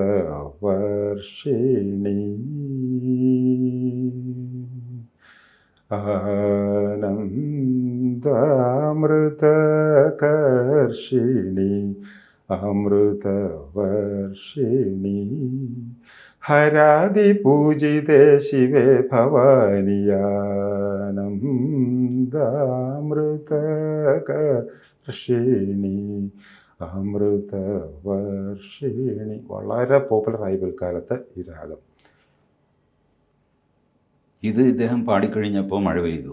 ഈ പാട്ട് കഴിയുന്നതോട് കൂടിയിട്ട് അവിടെ മഴ പെയ്തു, അതിഗംഭീരമായ മഴ പെയ്തു എന്നാണ് പറയുന്നത്. ഗംഭീരമായിട്ട് മഴ പെയ്തു. പക്ഷെ ഒരു കുഴപ്പം പറ്റി, മഴ പിന്നെ തീരുന്നില്ല. മഴ ഇങ്ങനെ തുടർച്ചയായിട്ട് പെയ്തുകൊണ്ടിരുന്ന അത് ഗ്രാമവാസികൾക്ക് വലിയൊരു ശല്യമായിട്ട് വരുവാണ്. മഴ തീരുന്നേ ഇല്ല, മഴ ഭയങ്കര തുള്ളിക്കൊരു കൂടം പേമാരിയായിട്ട് ഇങ്ങനെ പെയ്തുകൊണ്ടിരിക്കുകയാണ്. അങ്ങനെ അവസാനം ഇങ്ങനെ ഈ മഴ നിർത്താൻ വേണ്ടിയിട്ട് സലിലം വർഷയ വർഷയ വർഷയ എന്നാണ് ആദ്യം പാടിയത്. ഈ പിന്നെ മഴ നിർത്താൻ വേണ്ടിയിട്ട് സലിലം സ്തംഭയ സ്തംഭയ സ്തംഭയ എന്ന് പാടേണ്ടി വന്നു എന്നാണ് ചരിത്രം പറയുന്നത്. ഇതേ രാഗത്തിൽ ഹിമഗിരി കുമാരി എന്ന് പറഞ്ഞിട്ട് ഒരു കൃതി ദീക്ഷിതരുടെ തന്നെയുണ്ട്. പക്ഷേ അത് ഞാൻ പലരോടും ചോദിച്ചിട്ട് ആർക്കും തന്നെ അതിനെക്കുറിച്ച് വലിയ പിടിപാടില്ല. ഇങ്ങനെ കൃതി ഉണ്ടോ ഇല്ലയോ എന്നുള്ളതിനെക്കുറിച്ച്. ഒരു യൂട്യൂബിൽ എങ്ങാണ്ടോ 1-2 എണ്ണം ചെറുതാണ്, പക്ഷേ അത് ആധികാരികമായിട്ട് പാടിയിരിക്കുന്നതല്ല. അങ്ങനത്തെ 1-2 സാധനം കിട്ടാണ്ട് ഹിമഗിരി കുമാരി എന്ന് പറഞ്ഞ സെയിം രാഗത്തിൽ. പക്ഷേ ഈ രാഗം പോപ്പുലറാക്കിയെന്ന് പറഞ്ഞാൽ മുത്തയ്യ ഭാഗവതരുടെ ഗംഭീര ഒരു കൃതി ഇതേ രാഗത്തിൽ വന്നിട്ട് സുധാമയി സുധാനിധി, അത് വളരെ പോപ്പുലറായി. GNB അത് പാടിയിട്ട് രണ്ട് തവണ 2 വ്യത്യസ്ത സാഹചര്യത്തിൽ പാടിയത് തന്നെ ഞാൻ കേട്ടിട്ടുണ്ട്. ഭയങ്കര രസമായിട്ട് വന്നിട്ട് ഒത്തിരി സ്ഥലങ്ങളിൽ ഇത് പലരും ഇപ്പോൾ പാടുന്നുണ്ട്. പിന്നെ നേരുടെ ലളിതദാസരുടെ ഒരു ഇതുണ്ട്, ത്രിപുര സുന്ദരീന പൈ എന്ന് തുടങ്ങുന്ന ചെമ്പയൊക്കെ പാടിക്കേട്ടിട്ടുണ്ട് അത്. പിന്നെ മയൂരം വിശ്വനാഥ ശാസ്ത്രികളുടെ മയിൽ വാഹന മനമോഹന മയിൽ വാഹന മനമോഹന മതിശേഖര ഹര എന്ന് പറഞ്ഞിട്ടൊരു തുടങ്ങുന്ന ഒരു കൃതിയുണ്ട്. അതും ഭയങ്കര രസമായിട്ട് തോന്നിയിരിക്കുന്ന ഒരു സാധനം. സിനിമാ പാട്ട് നമ്മുടെ ജാലകം എന്ന് പറഞ്ഞൊരു സിനിമ ഉണ്ട്, ഹരികുമാർ ഡയറക്റ്റ് ചെയ്ത്. അതിൽ ഈ രാഗത്തിലൊരു പാട്ട് വന്നിട്ടുണ്ട്. ജോൺസന്റെ മ്യൂസിക് ആയിരുന്നു. ഒരു ദലം മാത്രം വിടർന്നൊരു ചെമ്പനീർ മുകുളമായി നീ എൻ്റെ മുന്നിൽ നിന്നു. പിന്നെ ദക്ഷിണാമൂർത്തി സ്വാമി ഒരു പാട്ടിൻ്റെ ഒരു ചെറിയൊരു പോർഷനിൽ കനിവിൻ കാഞ്ചന കതിർമാലൊരിയോ അങ്ങനെ ഒരു സാധനം. അത്രയൊക്കെയാണ് മലയാളത്തിൽ വന്നിരിക്കുന്നത്. അപ്പോൾ ദേവരായ മാഷ്ട ഒരു മനസ്സിലുണരു ആ പാട്ടിൻ്റെ അവസാനത്തെ ഭാഗമായിട്ട് വന്നിരിക്കുന്നത്. അതാണ് അമൃതവർഷിണി രാഗങ്ങളെക്കുറിച്ച് പൊതുവെ പറയാം. അമൃതവർഷിണി പാടി മഴ പെയ്യിപ്പിച്ച പിന്നീടും ആൾക്കാരുണ്ട്. ഉണ്ട്. പക്ഷെ അത് പറഞ്ഞ ഇപ്പോൾ യുക്തിവാദികളൊന്നും സമ്മതിക്കല്ല സാറേ. എനിക്കത് മനസ്സിലാകാത്തൊരു കാര്യം, സൗണ്ട് എന്ന് പറയുന്ന ഒരു എനർജിയാണ്. ഈ എനർജിക്ക് വസ്തുക്കളിൽ മാറ്റം വരുത്താനായിട്ട് കഴിയുമെന്നുള്ളത് ശാസ്ത്രീയമായിട്ട് തെളിയിച്ചിരിക്കുന്ന കാര്യമാണ്. പ്രോപ്പറായിട്ട് സാധകം ചെയ്ത് ശബ്ദം ഒരു പ്രത്യേക രീതിയിൽ തന്നെ പുറത്തേക്ക് വിടാൻ കഴിവുള്ള ആൾക്കാർക്ക് അത് പറ്റും എന്ന് തന്നെയാണ് എൻ്റെ വിശ്വാസം. അതിൻ്റെ ബെസ്റ്റ് എക്സാമ്പിൾ സാറാ ഇത് ഉദാഹരണം പറഞ്ഞ് ചെമ്പൈയല്ലേ? അങ്ങനെ ഞാൻ കേട്ടിട്ടുണ്ട്. GNB അതോ മധുരമണി അയ്യരോ ചെമ്പൈയുടെ ഇതായിട്ട് ആരോ എഴുതി, എനിക്ക് തോന്നുന്നത് ജയവിജയന്മാരാണ് തോന്നുന്നു. അവരുടെ അനുഭവത്തിലോ മറ്റോ പറഞ്ഞിട്ടുണ്ട് ഇങ്ങനെ പാട്ടുപാടി മഴ പെയ്യിച്ച കാര്യം. അല്ലാതെ മഴ പെയ്യിക്കാൻ വേണ്ടിയിട്ടല്ല. അമൃതവർഷിണി രാഗത്തിൽ പാടണം എന്ന് പറഞ്ഞു ഈ കൃതി സ്വാമി ദീക്ഷിതർ. പറഞ്ഞു ഞാൻ പാടാം, പക്ഷേ മഴ പെയ്ത് കുഴപ്പമാകും. ഓ അങ്ങനെയൊന്നുമില്ല സ്വാമി നല്ല വേനൽക്കാലത്ത് പന്തലുമില്ല, അത് പാടുകയും മഴ പെയ്യുകയും നല്ല ഘോരമായിട്ട് മഴ പെയ്തു എന്ന് പറഞ്ഞിട്ടാണ് വായിച്ചിരിക്കുന്നത്. അപ്പം അങ്ങനെ ഇതുണ്ട്. അത് ഈ യുക്തിവാദികളിൽ ഇത് നോക്കണ്ട സാർ. അവരുടെ പല ഒരു സാധനം സയൻറ്റിഫിക് ആണെന്ന് നമ്മൾ തെളിയിക്കണമെങ്കിൽ അത് റിപ്പീറ്റ് ചെയ്യാൻ പറ്റണം. ഇപ്പം അമൃതവർഷിണി രാഗം ഒരു പ്രത്യേക ഇപ്പോൾ ചെമ്പൈ തന്നെ പാടിയത് യൂട്യൂബിലുണ്ടെന്ന് വയ്ക്കുക. അത് എന്തെങ്കിലും ഡിഫക്റ്റൊക്കെ ഉണ്ടെങ്കിൽ മാറ്റിയിട്ട് അതിൻ്റെ റെക്കോർഡ് നിങ്ങൾ ആഗ്രഹിക്കുന്ന വോളിയത്തിൽ, ചെമ്പൈ പാടിയ വോളിയത്തിലൊക്കെ വെച്ച് കഴിഞ്ഞാൽ അപ്പോഴും മഴ പെയ്യണ്ടേ? ഇങ്ങനെ ചോദ്യം. ഒരു കാര്യം സയൻസ് ആവണമെങ്കിൽ റിപ്പിറ്റേറ്റീവ് ആയിരിക്കണം.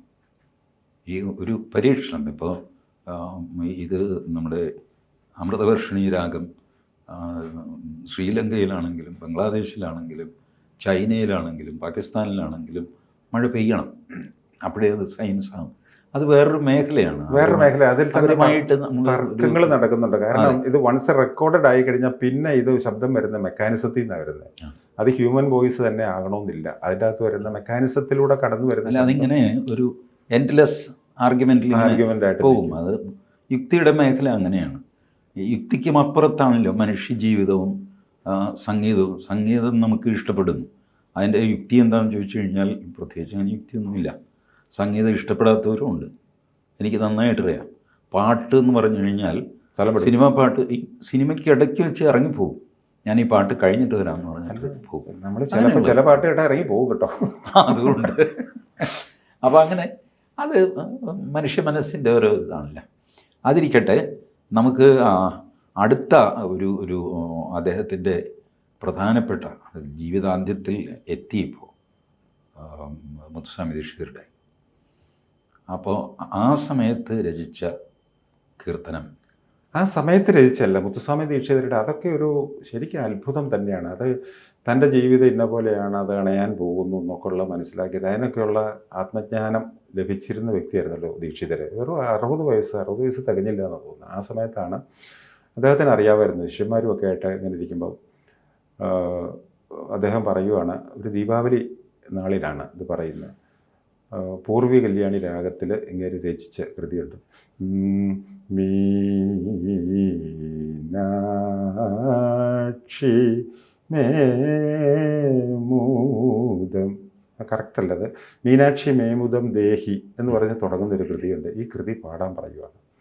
അപ്പോൾ ഈ കൃതിക്ക് ഒത്തിരി പ്രത്യേകത ഉള്ളതാണ്. അതും ഈ പറഞ്ഞ പോലെ അവസാനം എൻ്റെ അകത്ത് വീണാഗാന ദശഗമക ക്രിയ എന്നൊക്കെ പറഞ്ഞ ലൈനൊക്കെ വരുന്നുണ്ട്. വീണാഗാന ദശഗമക ക്രിയ, ഈ ഗമകങ്ങൾ അറിയാമല്ലോ ഈ പാട്ടിൻ്റെ. ഈ വീണയിൽ 10 തരത്തിലുള്ള ഗമകങ്ങൾ സൃഷ്ടിക്കാൻ പറ്റും. അതാണ് വീണാഗാന 10 തരത്തിലുള്ള ഇത് ചെയ്യിപ്പിക്കുന്നവളെ എന്നുള്ളതാണ് വീണാഗാന ദശഗമക ക്രിയ. ഈ രാഗത്തിൻ്റെ പേര് ഗമകക്രിയ എന്നായിരുന്നു.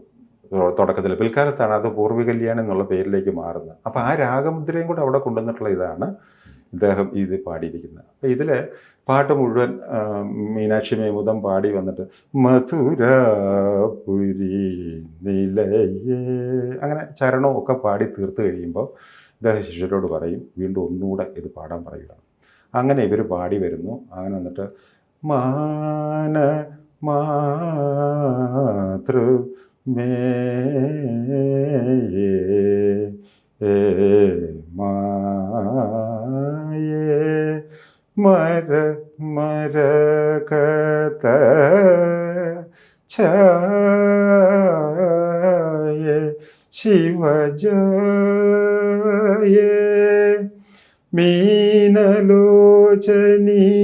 പാശമോചനി. പാശമോചനി പാശമോചനി എന്ന് പറഞ്ഞാൽ നമ്മളുടെ ഈ കർമ്മബന്ധങ്ങളും ഇതെല്ലാം ആയിട്ടുള്ള പാശം ഇവിടെ ബന്ധിപ്പിച്ചിരിക്കുന്ന ആ പാശമോചിനി എന്ന് പറയുന്ന ആ ഭാഗം വരുമ്പോഴത്തേക്കും ഈ കെട്ടുപാടുകളെല്ലാം വിട്ടിട്ട് ഉപേക്ഷിച്ചിട്ട് അതെല്ലാം പൊട്ടിച്ച് പുള്ളി ഈ കർമ്മങ്ങളിൽ നിന്നെല്ലാം മാറി ഇഹലോകവാസം വെടിയുന്നതായിട്ടാണ്. അത് ശരിക്ക് നടന്ന കാര്യം തന്നെ, എല്ലാവർക്കും അറിയാവുന്ന ഒരു കാര്യമാണ്. വലിയൊരു അത്ഭുതമായിട്ടാണ് ഈ പാട്ട്. ഈ മീനലോചനി പാശമോചനി മാനിനി കദംബവനവാസിനി മീനാക്ഷി. എന്തൊരു അത്ഭുതം, എന്തൊരു ഭാഗ്യമാണത്. മീനലോചനി പാശമോചനി മാനിനി കദംബവനവാസിനി മീനാക്ഷി.